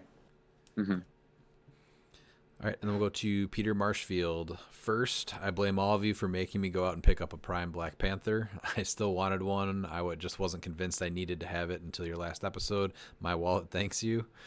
Yeah, he's really good and just fits on so many teams. So I would definitely buy one now because he's definitely going to go up after the events start. I think he's only like $45 right now, so he's pretty cheap. 90 now on eBay For the Prime Black last Panther. 3, I think. Yeah, all the cheap ones sold. Oh There was one for like 45 and there was 160. I think the only ones available on eBay right now are like around 100 now. Okay. Peter, listen, we're a bunch of degenerate spenders, so if we tell you to buy a piece, it's probably just best to get your little eBay app out and get it taken care of quickly. Pete will do it on the podcast as we talk about it. 100%. To answer last week's questions, 300 Silver Age was mostly a local consideration to not have to deal with things like Darkseid. Realistically, he's really not that big of a deal, but I know at least one of my other players might bring it if possible. As for how the team performed, it's been delayed. We had a slight hiccup with the days. I think we on the schedule for work, so I will give an update after the 25th when we run the event. So yeah, thanks for the info. That's kind of what I was thinking about the 300, just to take some of the pieces out of it, but definitely keep us posted on how the event went and how you felt it went. Second is anyone else hoping for either a Goblin King or Cosmic Spider-Man 15th Anniversary Legacy cards? I don't need any new traits, just a point reduction will do. If this is just me, then y'all can suck on some jerky. I think Goblin King definitely. I have less of a connection with Cosmic Spidey, but I know a lot of people bring him up randomly, so he's probably deserving of it as well.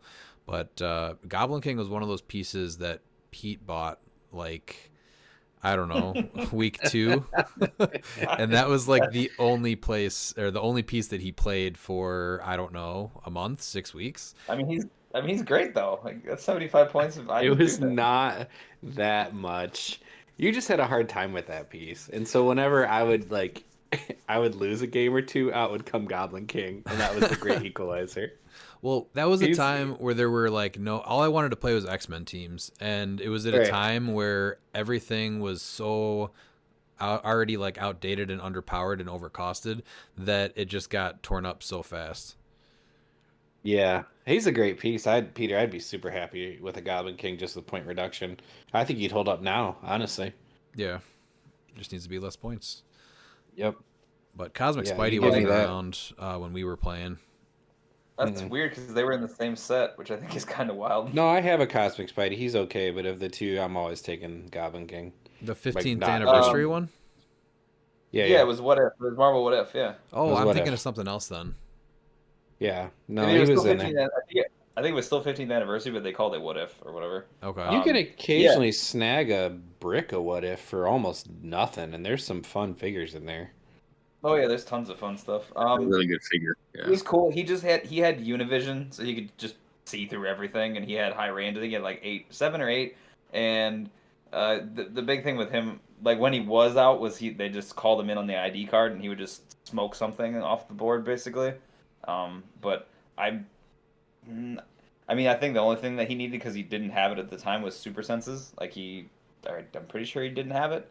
So I think He has that'd be no more. traits. Wow, that's a Yeah. surprise. It's It's just powers. no, he's just powers and the improved targeting. So honestly, I mean, it would be kind of neat to see him redone a little bit because I don't know if I Yeah, want to card him. they'll 100% give him the Spider-Man or Super Senses trade. Yeah, I don't Does know he if I have the want to Spider-Man carbon copy. TA?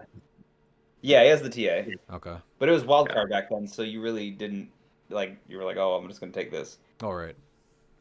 Yeah, it's been if you were just gonna make him, if you were gonna just take him and give him a reduction on his points, though, then he still would at least get it there. So yeah, the traded senses would give him the 4 through 6. Mm-hmm. I don't know. I like what they've done with the like if what's his name is a good indicator. Balls of Fury. I mean that'd be neat, but I'd like to see them still mix it up a little bit. I feel like when we started playing, this set like just was rotating out, or had it just rotated out? We weren't playing It had like just modern or rotated anything. out. It did. Right. It had just rotated out. So we were actually back on Realms. And so this is when I'm just pouring through Realms posts looking for pieces that had dominated the meta. Just start playing them. I found Goblin King by somebody's post, and I was like, well, this feels like my kind of bullcrap. So that's what I'm doing. Yeah. So you were the first tryhard. Bookwood took that title from you. Okay, I see. Oh, listen. Pete was the OG. Oh God. Redmond tries to act like he wasn't trying to bring some stuff that was trying to do some things too. So there's been some gotcha moments in the course of this Heroclix friendship. So Oh, Well, for sure. if you want to go all the way back, one of our friends that used to play, Kramer, he's the one that used to play the just terrible stuff. Like he was on board with Vulture, with Prime Vulture with the octopus arms. He was doing the dropship teams with the super rare Wolverine from X-Men pack Xavier. of Wolverines. Yeah, the pack There's of like Wolverines. a pack of them. You drop them with what's her name? Lila Cheney. Yes. What, Medusa? No, Lila Cheney. No, Lila Cheney. Oh, Yeah, those are the types of teams I remember he would make and play. So I'm gonna tell a quick story, and then we can move on. So one time, Redmond had his buddy come in from out of town who used to play HeroClix, and we were super excited. So Redmond puts together this event for us to play me and Kramer versus him and his buddy. So his buddy goes to our local comic store and buys a couple ADW boosters and actually pulled like Dormammu Loki or something.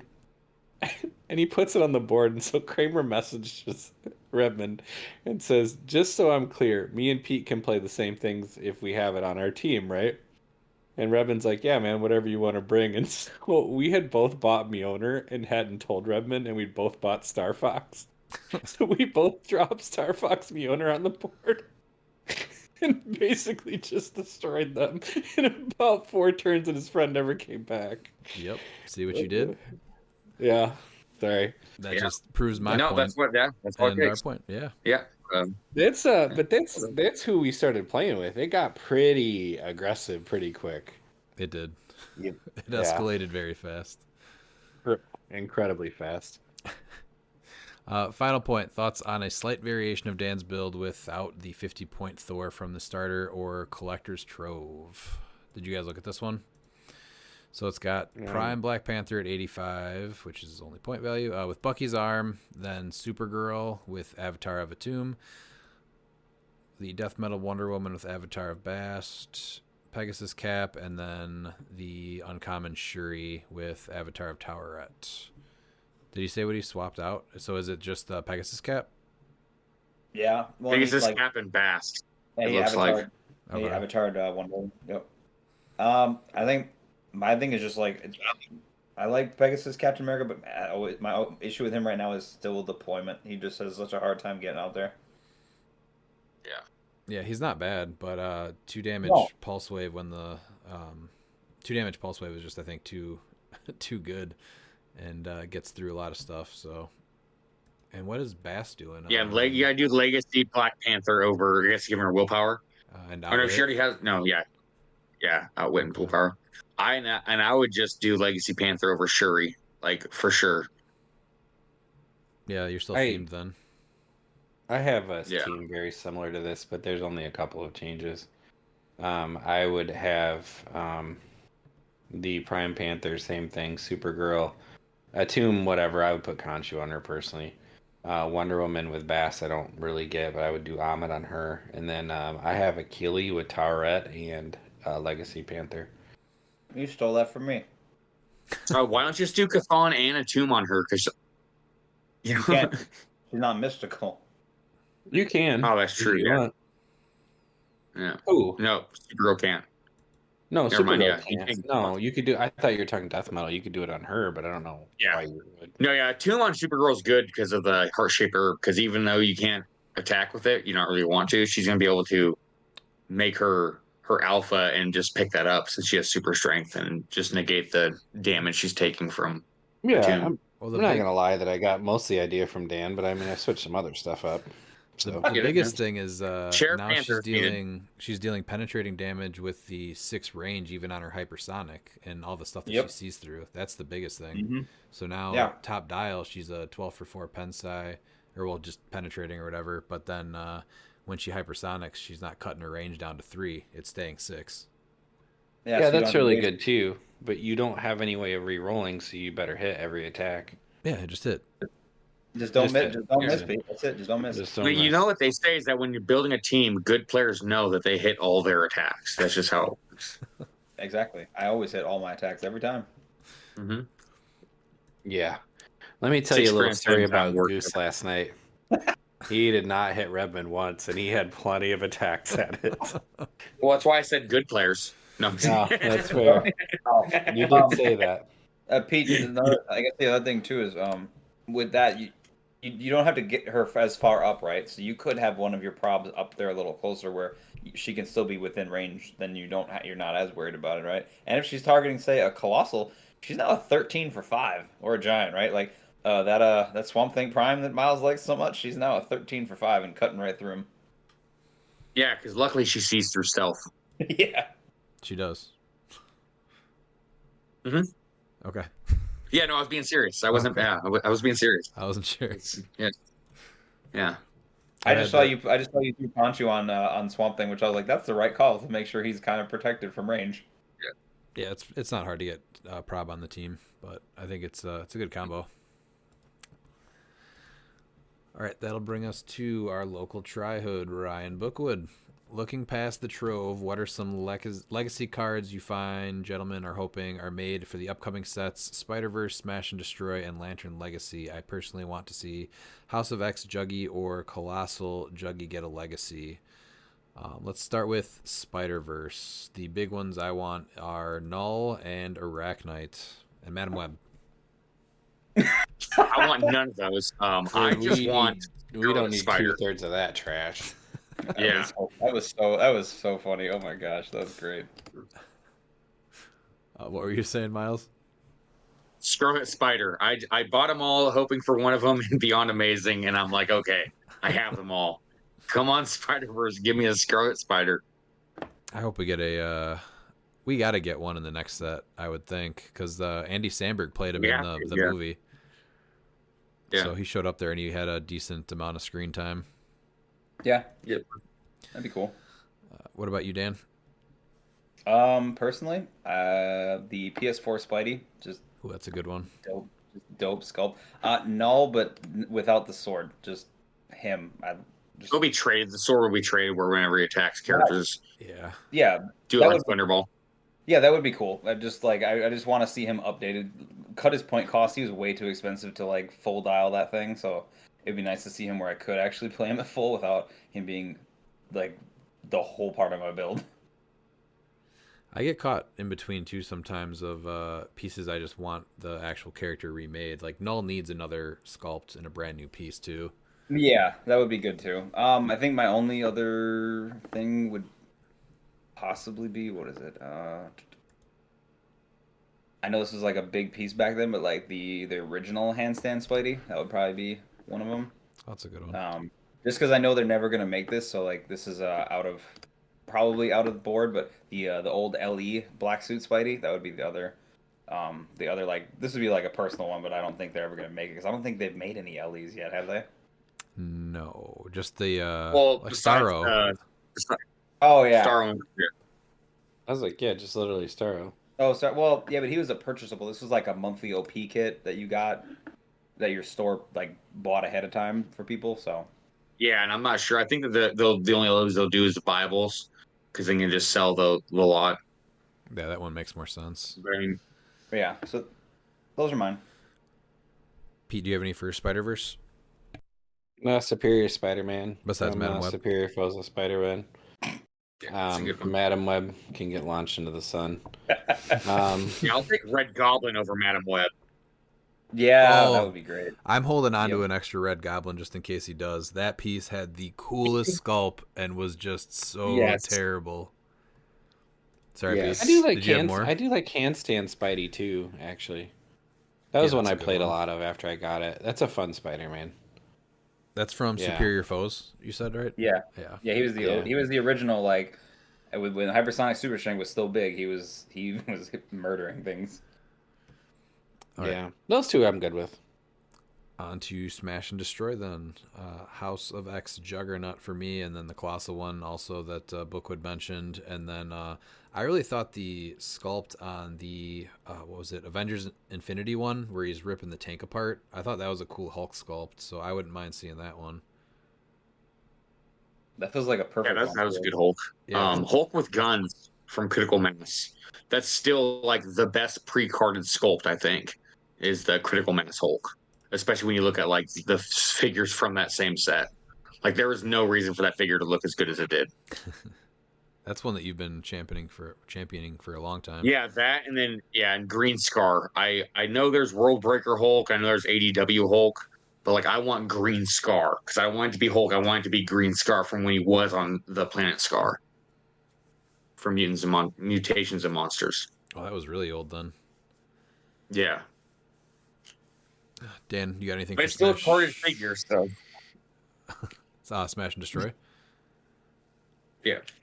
It's probably not gonna happen, but because we are getting more Immortal Hulk stuff, but Immortal Hulk, that would be cool. That's a good one. I He just- deserves one. Yeah, he could be retooled a little bit. And then they won't do this one, so I picked the other version, which was the I initially thought the Chase Fenris Wolf because they're sneaking as Guardian stuff in here. So I'm like, well, big giant wolf destroys things. It seems like that could work. So it would be the Hammer of Thor one. I think it's a 1x2 if I remember correctly. So yeah. Really dope looking sculpt, just massive wolf. So I like the one from the Gravity Feed. I played that one quite a bit. yeah, that's the one I was talking about, but I just didn't think they'd ever make that the legacy. So I was like, well, I think he's only been made one other time, and it was from Hammer of Thor. Either one would be cool. I like the character or the character, I guess. I don't think he's got a ton of personality, but it's a cool piece. I liked playing the one, like I said, from Thor. I played that quite a few times. The not Dark World, what is it? No, it's Ragnarok. Ragnarok, yeah. Pete, do you have anything for Smash and Destroy? ADW 073 Hulk, the Warbound Brute, Planet Hulk, Oh World boy, Killer. the massive I don't ever stop Hulk. Yes. 200 points of just beating people senseless. Love that piece. Love him. I mean, that's definitely your kind of shenanigans. It's like, oh, Oh, okay. he's great. He's great. I He's mean, he one has that one during of the best defensive main powers, Rage for a Dead Wife. Like that's just amazing. It's a great power in him. he's one that even during like Silver and stuff, I always start messing with, and then I lose interest to do something else. So Yeah, the Yeah. points on him is really high. hmm Then last one is Lantern Legacy. I think Chip really deserves one, and Dawnbreaker from Rebirth never really got a chance, especially with just the time frame that he came out. I don't really think he saw a ton of play. He was on the verge more than any of the other ones, though, of breaking out. Yeah. Man, you really tried to make Barbados work. I did, and it didn't. Yeah, work. that's another piece that I'm like, I like, but he is so expensive. Yeah. Oh, I love seeing Barbados hit the board. It's like that piece is dead. He never performed. He Gonna never get did. murdered. Miles, It's besides definitely Nort. yeah, there it is. Yeah, yeah. White Lantern Swamp Thing. We had 2 Swamp Things in the Master of Time set, so I don't think we need really a brand new figure, but it'd be cool to see the White Lantern Swamp Thing get a legacy card from Warlight. Okay. Dan, do you have anything from Lantern Legacy? Lanterns are not my strong suit as far as figures, but one is Black Lantern Gallus Zed, just so I can watch Harris play that in Modern again and just like slap people silly with the giant bowling ball. He hasn't scarred you forever? No, I'm like, all right, I just forgot he could do that, and I took the bait. I was like, yes, my shark took the bait. That's the irony in that is too good. That was easily a top 10 Harris moment. And he's got a lot of good ones. Yeah. So, yeah. I think my other one was this is like a pipe dream, but it's the Ellie John Stewart from the like 2019. Like he could do the free barrier if he had 2 action tokens, and they could carry everybody. Yeah, like he was cool. I like that one. That was probably my favorite John for a while when I played like DC stuff. Like he's dope. So Pete, do you have any? Chip, Indigo Sinestro. Love that piece from Wonder Woman. God, so good. So if good. we get a Chip, I will color my Chip tattoo. So, you could go back. There's a lot of really cool lantern sculpts. The White Lantern Sinestro is really super cool. I picked one of those up for like almost nothing just because I like the sculpt. He'll never get played, but that's a cool looking piece. So yeah. Wasn't there a this is again like right on the like the verge of when we started playing? There was a Green Lantern where he could carry your team, and then didn't you like roll a d6 and then everybody could take costed actions after? well, I think one person could. I think it was one of the ones from what is it? The Elseworlds, I think. Is that what it is? sounds familiar. Yeah, I think it is from. Yeah. I think Pete, didn't you play that? Yeah, and it was. you hit Yeah, it it was like the every 55 time. Yeah, it was the 55.1. So he's got the Team Transporter. When Green Lantern is the only character on your force with a Green Lantern team ability and uses the carry ability, you may roll a d6. A 5, one carried higher point character may be given a non-free action, and then a 6 is up to 2 carried higher point characters may each be given a non-free action. He's 55 points. He's literally 5 clicks of phasing, 3 clicks of ASD, 2 clicks of defend. So I don't remember this character. yeah, I thought you my played him. friend. Oh, my friend played him a couple times, and I remember this. I was like, he always Who hit was the it? 5 or 6, and I'm like, oh. It's here a Green comes the Lantern dropship. from Elseworlds, they said. I swear you played him and you Yeah, hit common. the d6 every time, unless this was back when I played against Kramer more. No, I don't remember because I played Al Jordan. Oh, you from played that? Elseworlds. Oh, you played that? Yeah, that seems like a Pete Shenanigans piece, so I figured you'd play that. Oh, dude, I loved Al Jordan. I would love to have a legacy for that guy too. I think maybe that was Kramer, honestly. That's like, Revit, I don't I'm remember surprised that piece he at all. never Okay, has might popped have up from Mystical yet. Then that's funny. I mean, it's cool. Yeah, I mean, he chooses Dolphin. Like that. Yeah, Al Jordan is definitely. Al Jordan Yeah, was my nonsense from Yeah. Elseworlds. I loved that. Was he That just was too? a- Is he just too expensive now for the Mystical game? I just like that's one of those where I thought Harris was He's going to play 90. it too. Yeah, I know he's 90. Yeah, it's just that's 90 for 4 or 5 clicks just doesn't seem good. Yeah, that's Not in today's game. I tried to No, make if I half tried to make clicks- Necron the back god work so many times. That's too many points. Too many. And then he also does mention if anyone can donate to Clay's GoFundMe, please do. The man has provided us with crucial tools for success, and his contributions cannot be stated enough. Agreed. Absolutely. Then we got Wes Robertson. Does Aquamiles have a nemesis besides Michael Keaton or Randy Quaid? Well, first off, they're not nemesis, because they're not even at my level. So they're below me. They're just people I don't like and can just beat up. You can go ahead and add West Pool to that list for sure of people that Aquamiles does not like. Wow, okay. Going out for blood. Ugh. And Recyclops Shroot. Oh, yeah. Fuck that guy. Yeah. Yeah. I want to see Recyclops and Rebgorn go at it. My money's on Rebgorn. That's a good He looks one. like he likes using small rocks. Yeah. We might have to make a new shirt just based off of Rebgorn smashing the shit out of Recyclops Shroot. Wait, he's not Oh, gonna yeah. wait, he's not gonna suplex him? Oh, I was really hoping for the suplex. No, it's I gonna feel be a like just rock smashing dropping him. boulders. Oh, I hate him Okay. so much. Yeah. Uh, And Redthorn hates him even more. oh my god, yeah, Rebgorn is just he's going to war with him. I'll tell you. Yeah. All right, next one. I am teaching HeroClix to someone who is colorblind, which adds a significant learning curve to the pack and map terrain. Do you have any advice?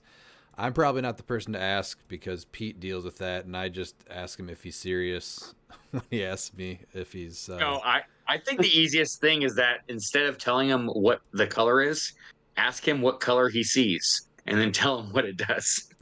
So to answer the question as the only colorblind person I think that's on this podcast, and I'm incredibly colorblind. Like most people are like red, green. Like there's probably one color I see accurately, and so I think it pisses Redmond off when I sometimes like really bad sets. The problem has been intermittently bad sets and colors that are really close together. Like I sometimes have a hard time telling, and so Yeah, you there's a just read the few. card. Yeah. You just have to read the card. Like Yeah. you have to just kind of stare at it and read the card because like sometimes toughness and combat reflexes like look exactly the same to me. And so you just have to kind of figure it out for the card. But like you get a set like Battle World Oh man, that Oh, set Well, was some of rough. those where it colors was were discolored and the colors are wrong. That was a nightmare to play with me because all of a sudden Red would be like, he doesn't even have that power. And I'm like, I'm looking at it. That's what it is, right? So there's not much you can do about it. It's not like a purposeful thing. So I just they got to really know the pack and they got to know like how the order and stuff appears. I mean, as a colorblind person, you just kind of adapt to it. You see colors, you just don't see it the same. So things get close, and that's really where you're going to have a problem. Other than that, I don't have a great advice for you. So I'm finally getting used to it, but I used to just think that Pete was messing with me all the time, and just I would ask him, "Are you serious?" all the time. yeah, they still occasionally does, or you hear he doesn't even have that power. And that might have been one of the originations of RTFC. Like, that's what it looks like to me. I'm not trying to cheat you. And then in actual gameplay, has Michael Keaton proven to be as oppressive and unhealthy as everyone predicted, or is the sky no longer falling? I think it's actually worse than predicted. It just kills the fun of the game because it's not calling figures broken or just it's an undercosted figure or it's overpowered. It's just you can't play your own team, and I think you had a newer player just say, you know what, this is even worth me playing anymore, and just literally left mid game. yeah, So I mean, I think that's all you need to look at is that because everyone's trying to scream that it's going to help newer players, and when you have, I know there's going to be some newer players that are going to like it, and some casual players do because whatever. But like when you have someone that's just trying to get into the competitive scene, and like you're not that's the learning the reaction, game. like that's not just him, and so seeing that in person, it really, yeah, it sucked. Yeah, I know people think that it makes the game simpler, and it really does not because now you're going to have to, especially when you are playing a newer player that hasn't really seen that figure, you're going to have to tell them why they can't charge destroy a wall. You're going to have to tell them, sorry, you can't do that. Sorry, you can't do that. And they're going to ask, what do you mean? Why not? And then there's also a bunch of people that think that since the power grants them free, that Ghost Rider counters it. And so there's even more complications with other figures that you have to try to explain to them that that's a free action. It's not saying you can't use the power. And it's like, but I can't use sidestep. And it says that I can use it because you're not letting me use it. So there's a lot more nuance to it for newer players than I think a lot of people will realize. Yeah, absolutely. It looks like we're. I think oh, the sky is always falling, but it's Beetlejuice is oppressive. It's just not. I don't like to see it hit the board. I just don't feel like you're playing HeroClix then. So That's why, luckily, I have a $200 figure that can counter it. So it's cool that a $200 figure counters a $20 figure that everyone can get. and is a But must play. you know, here's what it is. Yeah, Yeah. exactly. So I'll not necessarily that I'm disagreeing. I'm just like trying to give my own experience here. So I've played against him like 4 times now, and it like I have to change my team building in order to account for this, because like I don't always want to have to play Despero or Panther in order to make this work. and like I can build teams that can work around it, and like they're still, I'd say, like at least mildly competitive, but it's still the fact of like how much he changes during gameplay that are like core things of the game, like the fact that I can't run and shoot a wall or just charge and blow up a wall, or things, especially things where That's ridiculous. you can make it That right there.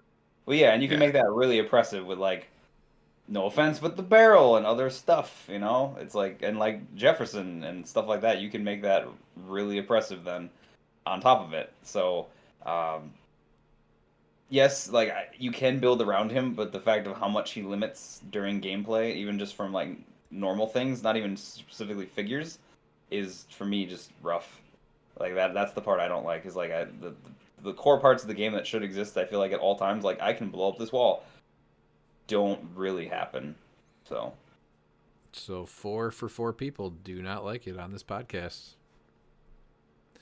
Going to the next one. It looks like we are in the era of juice for at least a while. Brian Galley stated that Beetlejuice would most likely be put on the watch list next month, but there were no immediate plans to make any immediate changes. In light of that, what are the best practices for team building in the current 300 Modern besides Beetlejuice? Are there any other aspects to keep in mind when establishing the bones of a competitive team? I was really hoping that he was going to get addressed because I really think it's going to affect the event attendance coming up here.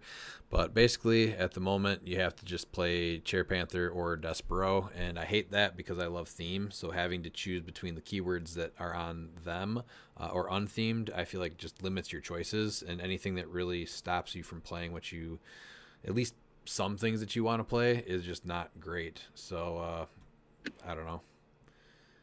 Yeah, there's other figures that you need to address. I think that, or not address, but account for with competitive.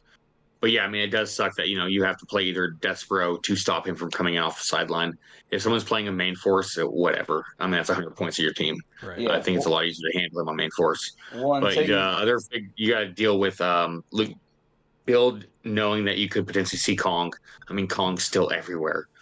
There's a few pieces that haven't seen play. I'm surprised that actually I haven't seen more of them. Is that starter Superman teams? So, but yeah, it's really hard for me to really say what to expect because there's only been a few Clicks League West events, and the West Coast region is just weird. So I wouldn't expect to see much of that potentially. So once the ices happen, I think then we'll get a clear line of what to expect in Modern. It's Absolutely. wide open, but it's closed at the same time.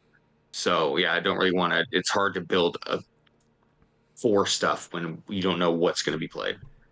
well, then you can still probably build a team that is not as affected by Beetlejuice, but then you're really narrowing the pool of figures that work well despite what he does.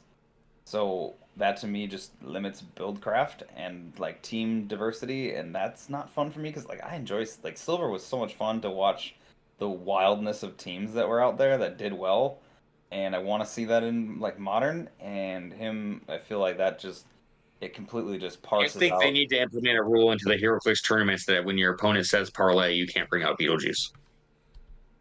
I don't I don't know if that's the perfect answer for this, but like It's a good one. it's just It is.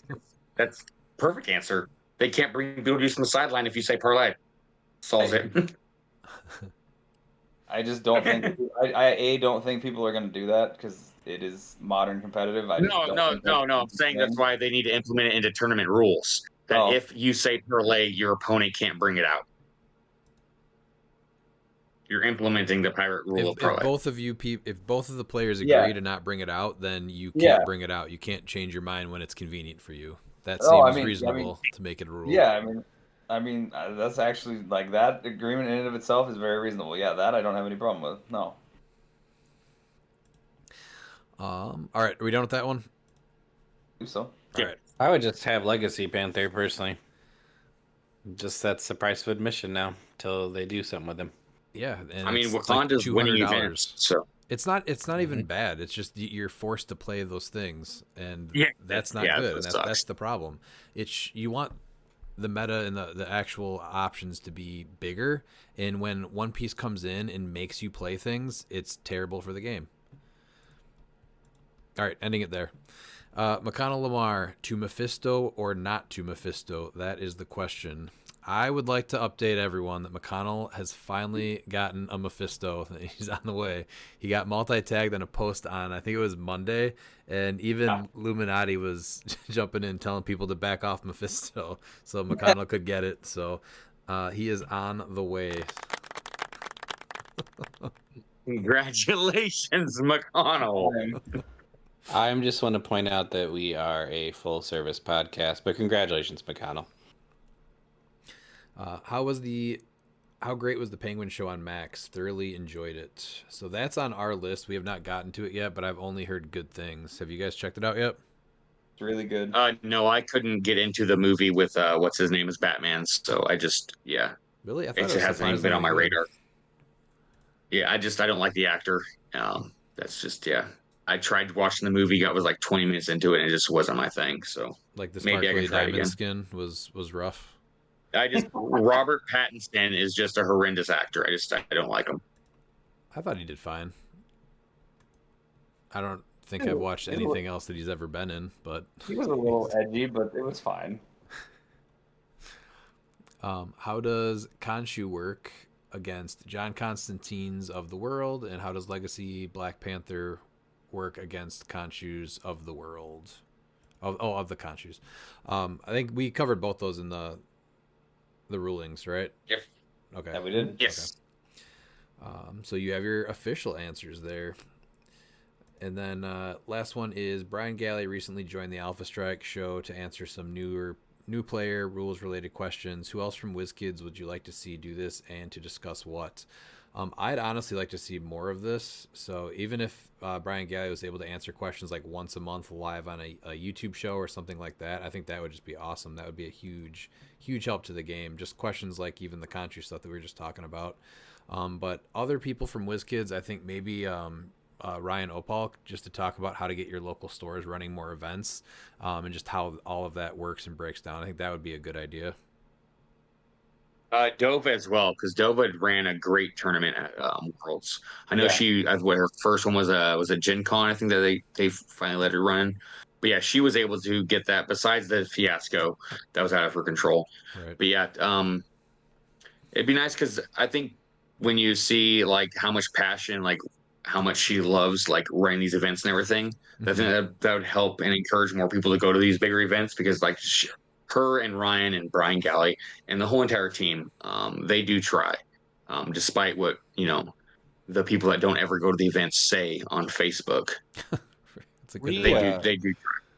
Yeah, that's a great point, Miles. We're lucky enough to occasionally have Aaron come on and share his insights into Silver and Heroclix in general. I mean, I don't know, I don't want to speak for everybody else, but if any of those people wanted to come hang out and talk Heroclix with us, I think we'd probably be okay with it. Oh, Anybody have absolutely. any thoughts? Oh, Yeah. Oh, definitely. And I just like anything with these type of things where people are really passionate about a hobby, any of those people that are decision makers and behind the scenes, to just be out there and talking more and be accessible to their customers and their customer base. And I think that's really been a great thing to see Brian do that. So kudos to Brian for that. Absolutely. Definitely good stuff. All right, Garrett Schnathorst. There's a few things in this very small CUR that I do like. Assassins getting a goon is going to be great, and that Gambit. I feel like Garrett and I are just like on the same wavelength or something. He's probably got the best taste in Heroclix.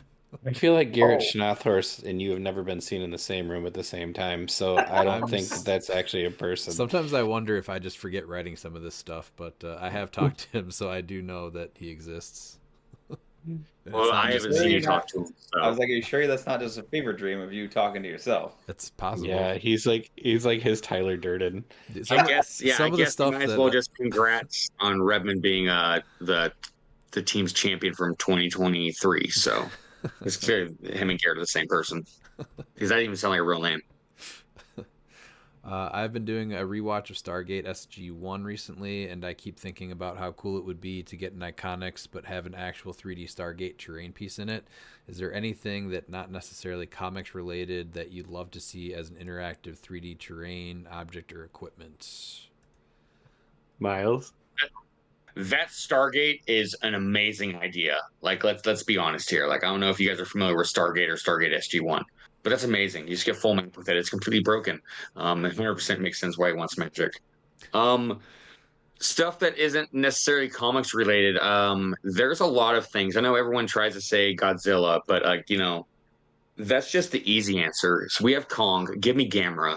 Yeah, I know you guys aren't. You guys might be familiar with Gamera. He's the Japanese Daikaiju giant turtle, and I want a giant turtle before I get Godzilla.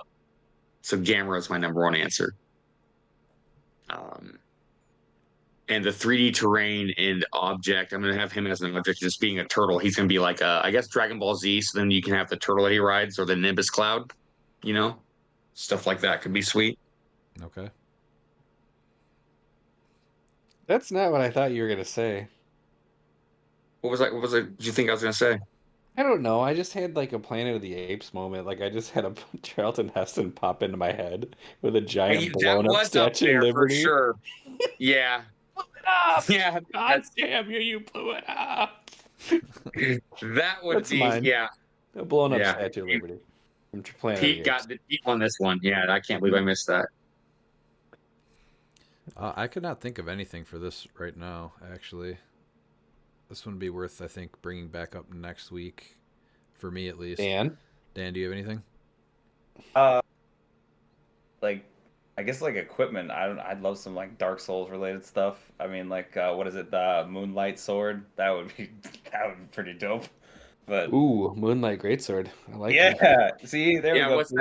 what's that giant sword from Final Fantasy? See, I'm Oh. not too familiar with the characters or the names, but Oh, that's yeah. What is it? The Buster Cloud Sword Buster. from Yeah, the Buster. I mean, we're already gonna have that with what is that? Absolute Wonder Woman. I'm like, we're good. She's already got that on her sculpt, or should have it on her sculpt anyway. Miles, how happy would everything. you be to set down a broken Statue of Liberty and yell that every time like Charlton Heston? Oh, I would be very happy. See? I actually haven't been able to watch the original Planet of the Apes because my wife thinks that I love Charlton Heston, so I'm no longer allowed to watch his movies. It's a very weird house rule. Which is, it's him and Christina Ricci, so no cats were in the house because she found out that I had a crush on Christina Ricci when I was a kid, and I'm like, really? Come on now. All right. Yeah, it's weird rules. Happy spouse, happy house, they say. They do say that for sure. Lots of talk of sideline active stuff lately. Or sorry, Pete, did you have anything? No, I said it. Yeah, it's the Statue of Liberty. The Oh, okay. intrusive On the thought beach. one. Gotcha. Yeah. Lots of talk of sideline active stuff lately. What's something cool or fun that you would want to see for sideline, costed or free? Examples being a mojo that somehow interacts with the characters on the map like a TV show, or an arcade that somehow manipulates traps or terrain from his control booth. Something that wouldn't necessarily come onto the map, but you could pay points to have interactions to your of your choosing. I think that mojo idea is cool. An arcade, all that stuff. What about something like the War Machine from Black Panther, but he's just like off the map? Yeah, so it's like sort of like Zod or Sanan, where you Yeah. pay the points, and at the beginning of the game you put him on his card, and then if no other friendly characters on the map, you place him. I could see that. Yeah, something like that would be cool. Definitely Garrett slash Redman. Garrett Redman. He definitely put tons of thought into this because that arcade that manipulates traps and terrain is just amazing. And then Mojo, Mojo is probably one of my favorite X-Men villains. So, yeah, there's a lot that you can do with that, and especially paying for points. That opens it up a lot too, right there. Mm-hmm. Dan, do you have I anything? would say Or Pete? Ghostbusters trap. Yeah, that so only actually, affected... that's this right there. Actually, is the perfect fix to Beetlejuice, to where his side. Yes, so you can't choose him with Panther, but that's fine. So he has to be on your main force, since at the beginning of the game you place him on his card. So now you're in a 200-point team with Beetlejuice. So then you have to take your 3 actions to bring him to the map. That seems good. Yeah. The Ghostbuster containment unit. Yes. That'd be a cool one. Yeah, it's like the capture mechanic. Mm-hmm. Yeah. It only affects I like people with the ghost realm. Yeah, or like Monster Mystical. Yeah. Yeah. Dan, do you have anything? This one like actually gave some thought to. So I'd love a black cat that can just like be on your sideline and rob an equipment. Be like, Okay. that's mine, actually. Not bad. I thought that'd be cool. Like a 10 or like it had to. I would want it to cost points because being able to just steal an opponent's equipment right off the rip is really strong. So her being like 10 points would be something like that would be pretty neat. Well, yeah, they did that with something similar with what is it with the Doom in the time platform? So Yeah. something like 10 points. I think you gave up a little bit of points too, though, didn't you? You gave up the 10 points to take the object. You gave up the Yes. time platform basically. So but you Doom Yes, got it yes, for free, you so it didn't So really yeah, cost like you anything. yeah, you can pay 10 points to take an equipment or something. That's not bad. No, but they still get the 10 points for KOing the time platform, even if you didn't pay points for it. Oh yeah, Yeah. that's right. Because you KO'd it. That's right. You didn't just remove it from the game. Yeah, you do. You gave up the points once you did it.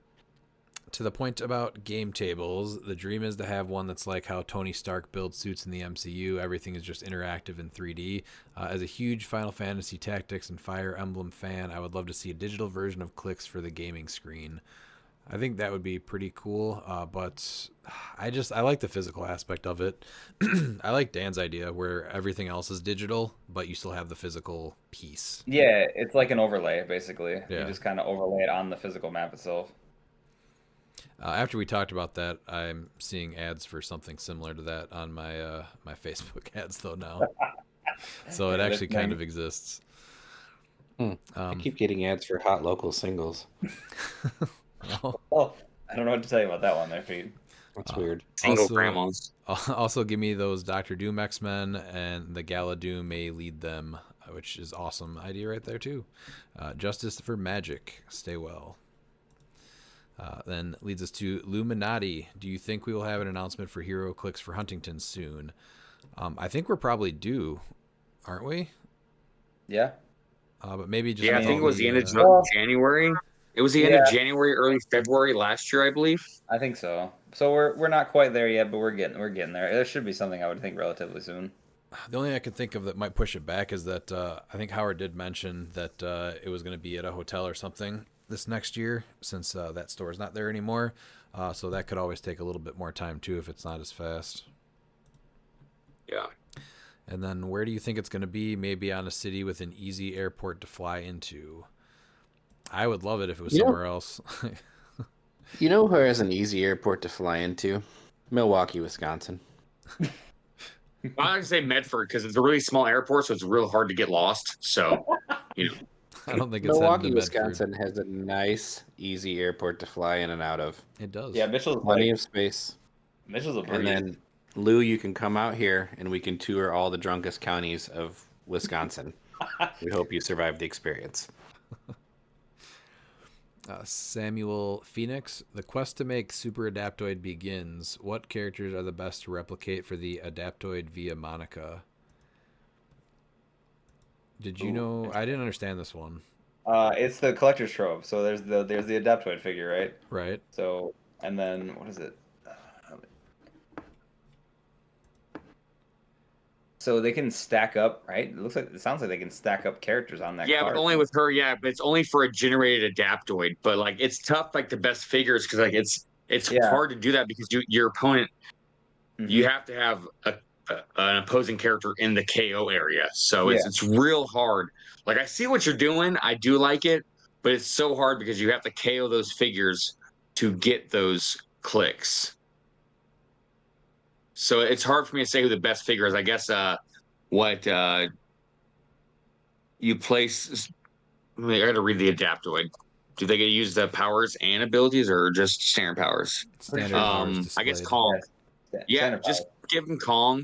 So Kong now has Impervious, Battle Fury, Charge. you know, Super Strength and Charge. I mean, there's going to be, it's tough. And you obviously want characters that just have straight standard powers, but good selections of standard powers. So Yeah, and it's really hard because it's like it has to be KO'd opposing characters.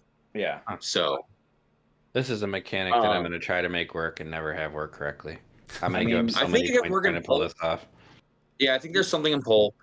I was like, Potentially in silver with robot because you do have prime vision. There's a few things that you can do to really get that. They're definitely better than the Omax for Notorious. So there is that. Yeah, this seems kind of I'll neat. be we'll be readdressing this. so they only get the one character that they can copy. Basically, is what I'm. Even with Monica, you can still only get No, the one. Monica just says you yeah, because Monica, if you generated it, so you can just keep stacking them on there. Yeah, The but same ones well, on Monica. no, because the Adaptoid says Adaptoid can use the standard powers displayed on the dial of the last character placed on this card. Oh yeah, so it would be a new character. You'd only get the one, no matter what. Yeah, so it's really hard because you can't really choose. You have to, it's whoever you KO'd, so it's gonna be hard. Yeah, but it's a May for putting them on the card, so you can just be like, all right, I got this one, I'm good. Yeah, But there could be something in pulp there for sure. I think Pulp is where it's gonna see some play. That could be really neat, though. I mean, it's still only 25 points, like, and she's 40. No, yeah, but him asking specifically like who's the best ones is it's. I mean, you obviously know who the best characters are gonna be. You want Man Thing, you want Kong, but it's getting those figures killed to even take advantage of that is what's hard. Yeah, and Yeah, you don't play him main force. You definitely play Monica to generate it, so that way you can choose because she only places them ungenerated, and the regular one, if you main force it, has to KO someone to place it on the card, and he's not really good. Simon Garth, final answer. Yeah. You know what, Simon Garth? Yeah, if you see a Simon Garth, it's perfect. Because it's cool. Because when you kill him, not only does he go to your, to give you that side step to go with the charge and the exploit weakness and vulnerability, he gives you a Gravedigger Hidden. So yeah, I agree. Yeah, All right. not a bad answer. And then Ben Groenhide, what's your best team modern 300-point build if you knew you were going to face Beetlejuice on your opponent's main force every round of a tournament? So I think your opponent's probably putting a motorcycle on Beetlejuice. So if they're going offensively, there's only 185 more points that you probably really can deal with. But the odds are if they're main forcing him, they're playing an all defensive shell. So I think you really just have to do Prime Black Panther and Death Metal just for the revives to stay alive, and then TK so that you can get up there and still use your capital range or close actions, and then barrier. And I think that's just what you run with, and whatever you want to throw on the team to accomplish that.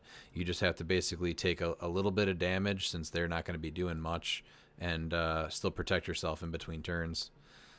Kong is still really good. You do a Wakanda with Kong because you get Zola on there with Kong, and then you get Zola on there with what's her name, Shuri, which means you also get Protegaton. So there's a TK to even get Panther out there. And since it's a Wakanda keyword, no one needs to be adjacent to anybody. And so, yeah, you go to town with that. Yeah. If he's on main force. I mean, that's especially if you know he's going to be on main force. You're like, okay, yeah, this don't die. It's like, let's see who won't die first. Right. Ben, my suggestion is if that's what you're going to play every round of a tournament, you find something else to do with your day. Yeah, that sounds terrible. I think what he was asking was like, well, he was just saying, what would we do to fight Beetlejuice, right? We were not trying to obviously build with Beetlejuice. Mm-hmm. No, he's saying if we knew that we were going to play against Beetlejuice on the main force every round of a tournament. Yeah. So you're talking the average tournament's going to be what? Let's say there's 25 people, so it's going to be what top 8 with 5 rounds of Swiss, and so you're going to have 1, 2, 3, 8 games. Yeah, that's just not fun. Mm-hmm. And then second is some people want to win, so they don't care about fun. Is there room for Despero or Legacy Black Panther, knowing some would opt for Juice on the sideline? I think he's a bigger issue on the main force and 400 silver. I really don't think we're going to see too many 300 modern main force ones. So I think Despero and Legacy Panther honestly seem like just must plays. That's where you almost have to start. I agree. Yeah. I mean, even if you have a team with free actions, if they're doing the Beetlejuice, it's fine. Like you said with Motorcycle, they only have 185 points to actually do anything else with the rest of their team. And there's ways around that. Right. Going to Mork Bird. Should there be a change to chase boosters to more realistically be used by stores as prizing? I think the biggest, easiest thing is just more bystanders per booster. That's number one. And then I liked what we mentioned a few episodes ago by having the chases get new paint schemes, and then just no more rares in the boosters. I'm hearing more and more people. Unless it's a rare prime, right? What's up? Unless it's a rare prime, right? That's the only rare that should be in there is the rare prime. Oh yeah, I mean the primes are fine, but just no more like just straight rares. I'm hearing way too many people talk about opening a chase booster, and then it's a chase and then 2 rares. Like that's not great. Well, wasn't there a few chase boosters without even a chase? It was a super rare and 2 rares. I didn't hear any of that. No. That I have not Thought there heard was of. one of those. That would have been bad. They're That should called never chase. happen. Yeah, they're called chase OP boosters. There's no reason to not have one. I have not heard of that. They need more of them. That's the problem. No limit. That too. No limit to them buying them. I think the issue though is that stores buy them and then throw up on eBay or just sell them to locals. I don't like that. There's No. I understand that. No, that's the problem though. That's why I think as a bystanders need to be able to also be available somewhere else Like they should be in the booth at some point, even if it's 6 months later, because by then you're done with the set. So that's like whatever. Because I know some people are like, well, then people don't want to play for it. It's fine because they're already playing for it. And it's like, you can wait. You can either try and play for it and get it now. This way, you have to pay the $150 on the secondary market because that's just ridiculous. Yeah.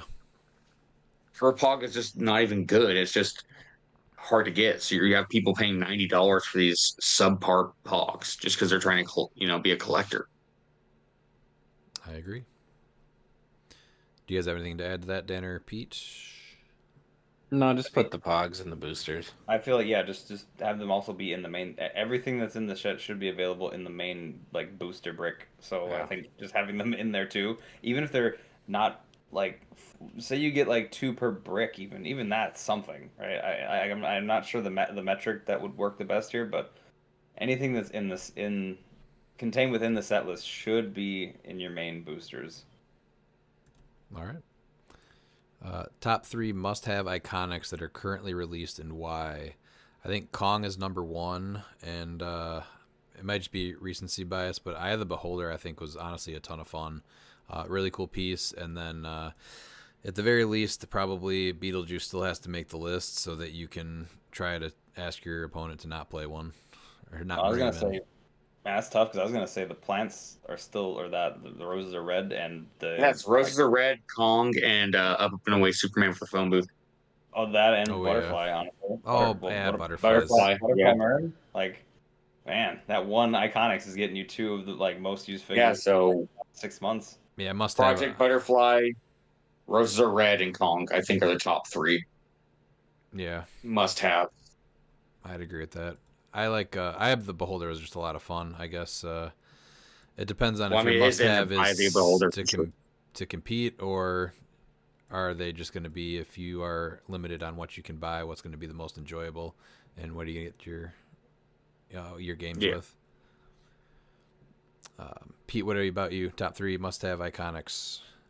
No, I agree with Butterfly, and I agree with Kong. And then I would say, honestly, one of the one I've had the most fun with is Hall of Armors. So I would throw that one in there.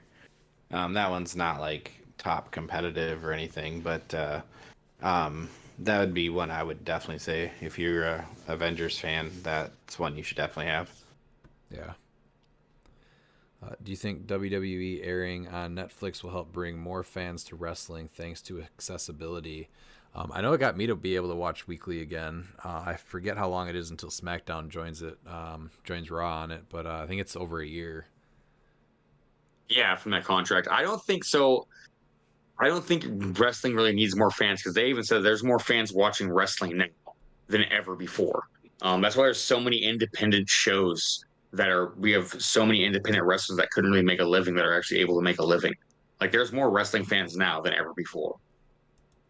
So, I don't know if it'll get more people accessibility. I think you're going to see a really interesting change is because they don't even have to do like cable style like censorship and well, no, then Triple H also said that episodes will be between 45 minutes to 4 hours depending on what storylines they're trying to tell. Yeah. If you're 45-minute episode of Raw, I'm like, wow, we'll be back in the 80s. It's going to be interesting.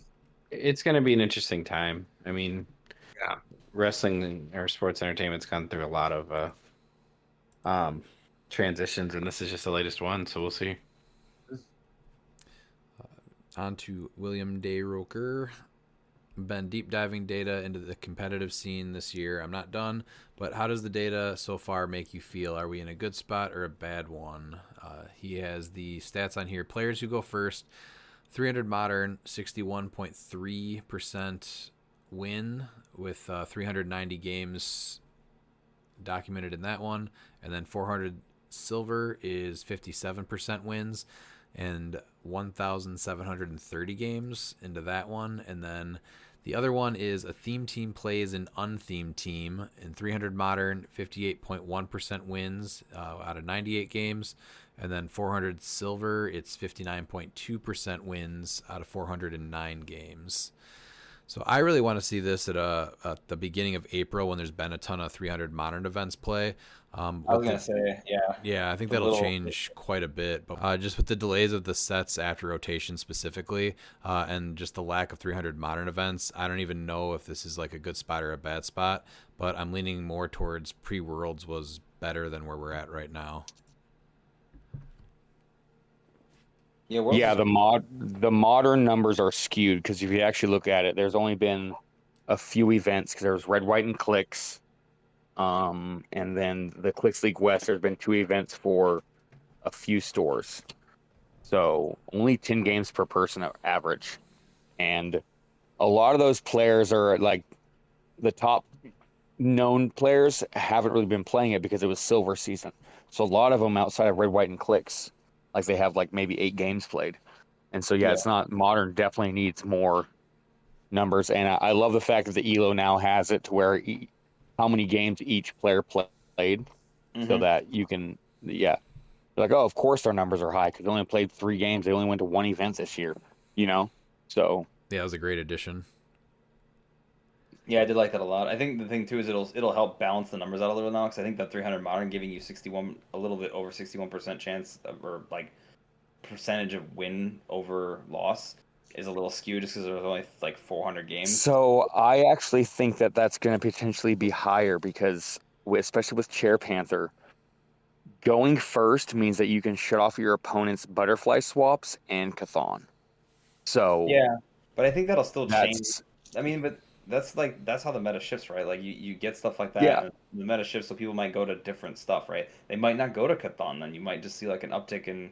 No. I think this is how it's going to start to begin, and then it's going to go back. I think going first inherently does give you an advantage. Yeah.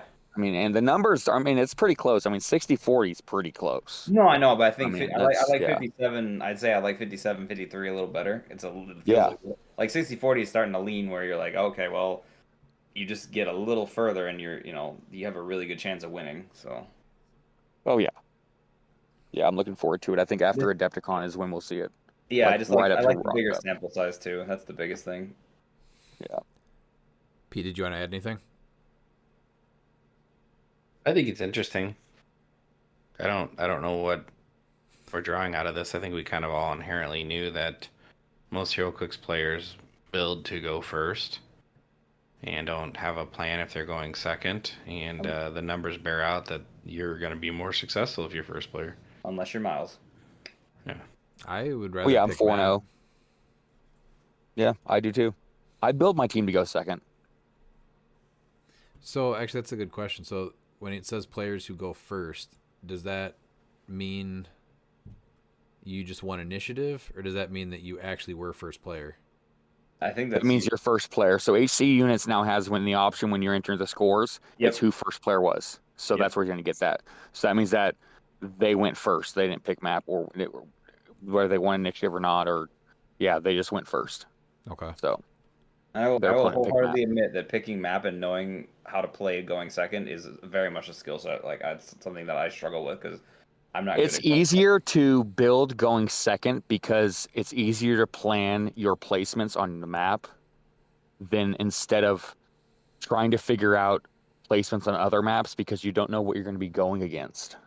No, yeah, I get that. I totally get that. So yeah, that's why I build my team to go second. Obviously, I have an idea for what I do if I go first. That doesn't change, but I think a lot of people don't build with going second first. I think that when you build a team, if you build a team to go second, you get a little bit better because you can get your placements on maps, work on all four sides of the map you pick. Not only that, but I think now Bunker Barrel is a huge, and you saw like there's not a lot of people playing Barrel. I know people think Barrel is bad. No, Barrel is helping these numbers stay closer, I think. Yeah. All right, and then we're going to finish the questions with a big waste of time. Recyclops Shroot. Oh, that's the end of the episode. Bzzzt. Recyclops version 2.025 is officially online. I am back, Rebman, better than ever, just for you. I am ready to continue my pursuit of justice in the cliX community. What are your thoughts on men with bowl cuts and wearing kilts? They have to meet both requirements for this question, and does it add to their cliX skill sets? Miles, do you have an opinion on this one? It's tough. One of our dearest friends, Aaron, he does not wear a bowl cut, so I'm not sure a bowl cut's needed. But he wears a kilt, and I think that a kilt is totally fine.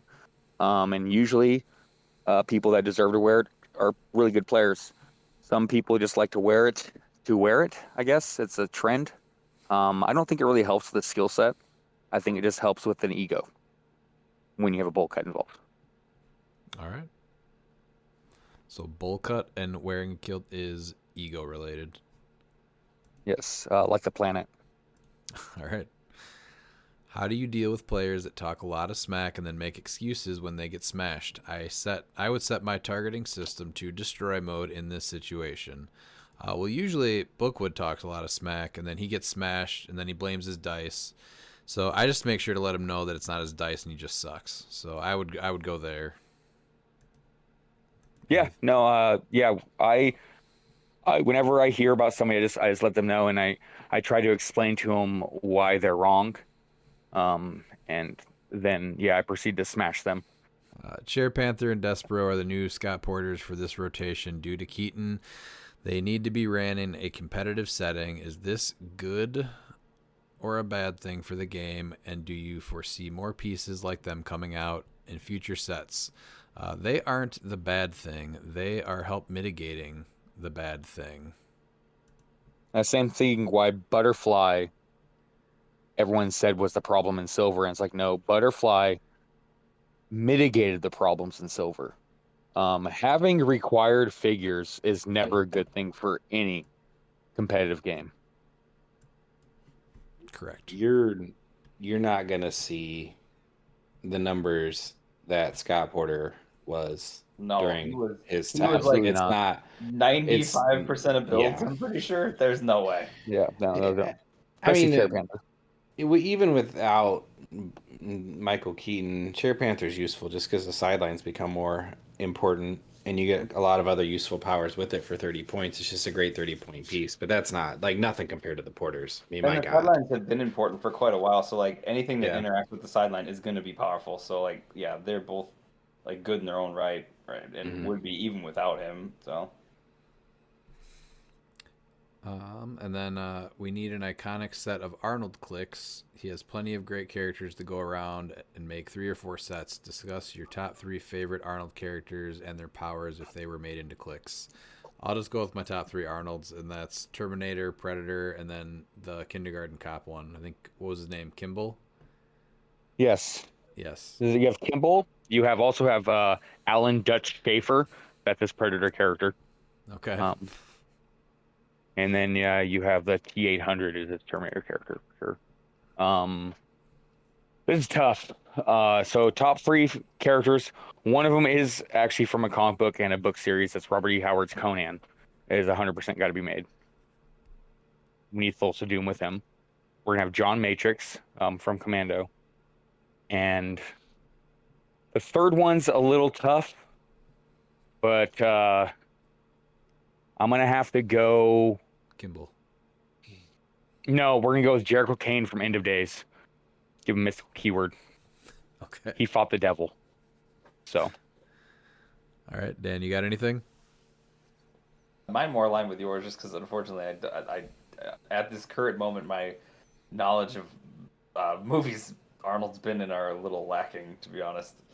So We have him from. There's a few of them where he plays a Russian guy, and he says cocaine in him because he finds cocaine in like a wooden boot. That's a pretty good one.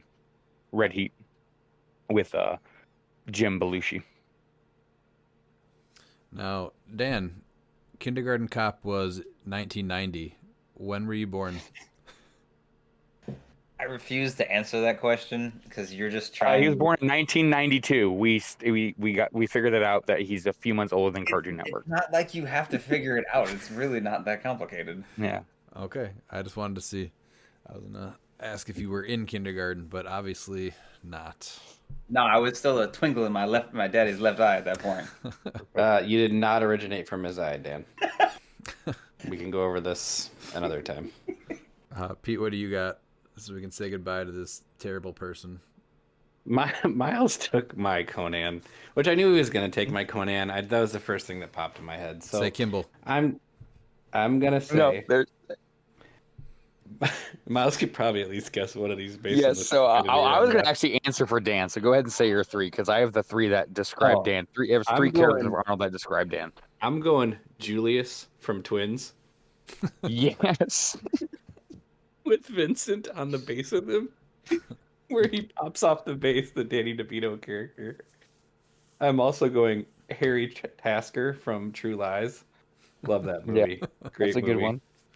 And then my final one, would have to probably be Conan, but I do want to give a very good honorable mention to Arnold as Mr. Freeze. I was gonna say that was one where I was like, I remember that, but I don't know if that was actually one of the three for Dan. I was gonna pick Dan. So Dan's was gonna be Mr. Freeze, Hercules from Hercules in New York, which was his first movie. And he made a TV movie where he won actually a Golden Globe for Best New Actor, as Handsome Stranger. So see, I guess my question is, why didn't any of you pick him, or and none of you like Total Recall with him in it? Ooh, that's no, a it's Dan. That's a good one. Total Dan. Recall was Total Recall's there. So is Blade Runner, but it's a little bit lower. Jericho Kane, like End of Days, that's like my go-to Arnold movie. Dude, Julius and Vincent from Twins. Julius is awesome. Get me a duo figures of those, or from Junior. I want my Larry. Junior would have been a good one too. That's another one I was thinking of. Dan, you got to stop letting Redmond bully you about your age. You just got to stand up with things like Total Recall. I just want to know. I was curious. I remember watching that movie when I was younger. I think he's just jealous of the fact, so it's just like he just has to keep bringing it up. I want to know a fact. I want to compare. I remember seeing that movie when I was younger, and you weren't alive. That's interesting to me. What is your obsession It's with just the fact that I wasn't crazy. born at that point? I know. I look at my kids and I'm like, we watched Deep Blue Sea. And Which one? They asked me, well, the first one, Deepest Bluest. My hat is like a shark's fin. No, I meant which kid. All of them, and they asked me, I'm like, all right, we're gonna watch Deep Blue Sea. I watched it when I was younger, and they go, oh God, it's black and white, isn't it? And you know what? That really hurts. That's when you turn off the internet to the house, Miles. Yeah, no, They that's make comments like that, and then off the internet. Yeah. Those for some reason. I'm like, hey, guess what? Yeah, and now we're gonna watch commercials. They get mad because I have a Peacock, but I have commercials. I'm like, oh, now you know how it feels. Tell him to get a job. Yep. Then the terrible Recyclops Shroot ends with melts into liquid metal. Stay here. I'll be back. Please take another break. All right. I'm surprised Last Action Hero didn't get any votes too. Obviously, the Expendables. It's Arnold Schwarzenegger, and you want us to pick the top three. That's very hard. What was the one where he was a spy? I thought that was another one. I feel like that wasn't his best work, but like Pete I said enjoyed it. it. True Lies. Oh, okay, all right. Harry Tasker. That was one of his best work. Okay. Yeah. It's great. I couldn't remember if it was something where it didn't age well or something or whatnot. I don't know. I'm gonna kill you, and I'm gonna stab you in the head with that ice pick. I mean, Total Recall is a good one. You know, take my fist, I'm gonna run it to your stomach and break your goddamn spine. You know, like there's great There's great Your lines. your Arnold Schwarzenegger's pretty good. It's not bad. Go ahead and give these people air. You know, it's All right, this Saturday is our monthly Degeneration Clicks Invitational Championship for January. January's keywords are future and past, so every piece on your team has to have at least one of those keywords. And the gimmick for this month is there's a big main map in the middle and then 2 side maps. One side map is future and the other side is past. And then once per turn, if a piece has the keyword for the map they're on, they can choose to re-roll a single d6. The storm moves in on both sides of the map first and then eventually ends in the present map in the middle. And then Christine won last month, so choosing Sky Tyrant as the champion's piece that only she can play. And then we're updating some of the rules to start off this year for season 2. And now second place can choose a piece or equipment, whatever first place didn't pick. And they can both play, the champion can play that one as well, and that was Oliver. So he chose the Soul Gem. So only Oliver and Christine can play the Soul Gem if they want. And then first through third are now the only ones that can add a piece of effect terrain to their force. So third place was Looper on that. And that was something we just added this season just to stop all the heart-shaped herbs and foam booths, because I have a feeling that effect terrain is going to get out of control pretty quick here. I have a feeling everyone that getting a Soul free Gem- phone booth? Yeah. There's no way that you're not playing phone booth. So at least you Like, there's got not. well, or the heart-shaped herb. I mean, there's plenty of things that might work Mhm. different on your force. Like even if you have because you do have to move with the storm and everything. So if you have super strength, yeah, that's not a bad idea to have the phone booth too. But yeah, we just made that call, or I guess I did. But it's going to be better. Otherwise, everyone's got shape I like change it. or they're healing every turn. It's Yeah. ridiculous. You So- don't you offered it out to people to talk about. Yeah. Yeah, it wasn't like you just were like, "Hey, Wasn't like you executive just- decision yeah. with no input." No, I think honestly you're just gonna see the Soul Jam banned for 12 straight months. I mean, honestly, either that or the Power Gem. It's gonna be one of those two. Or all black. There's options. I was There's gonna plenty say, of or options. really, like Yeah, if I win, I'm definitely banning. Universal weapon. Yeah, the yeah, there's spin- coming out too. Spin ring. spin I ring. can see that one being Oh, yeah. played. Despite me Yeah, once. just when I need to F you, Redman, the spin ring's going away. See, there's plenty of options. But yeah, keep an eye out for the monthly poll and giveaway on our Facebook page this week, and then we'll be live all day on YouTube Saturday at about 11 a.m. Central Time. All right, final thoughts. Anything from you, Miles? No, it's glad to get my smile back. You know, most of my critiques about Keaton was mainly speaking for a lot of other people. It was sad to see Devin leave, but being able to play plants again on Wakanda felt good. So, yeah, we'll see where the next event goes. I'm winning with both Swamp Things was something I wanted to do, got that done. So we'll see what the next challenge brings. Yeah, it was a very cool team. Dan, what about you? Final thoughts? Excited to get into modern practice stuff. Like even though I'm judging our Champion Clicks Open, it's still gonna be really cool to just get into it and see what I can build with. Like this is a weird point because there's a ton of stuff that's what do I play, right?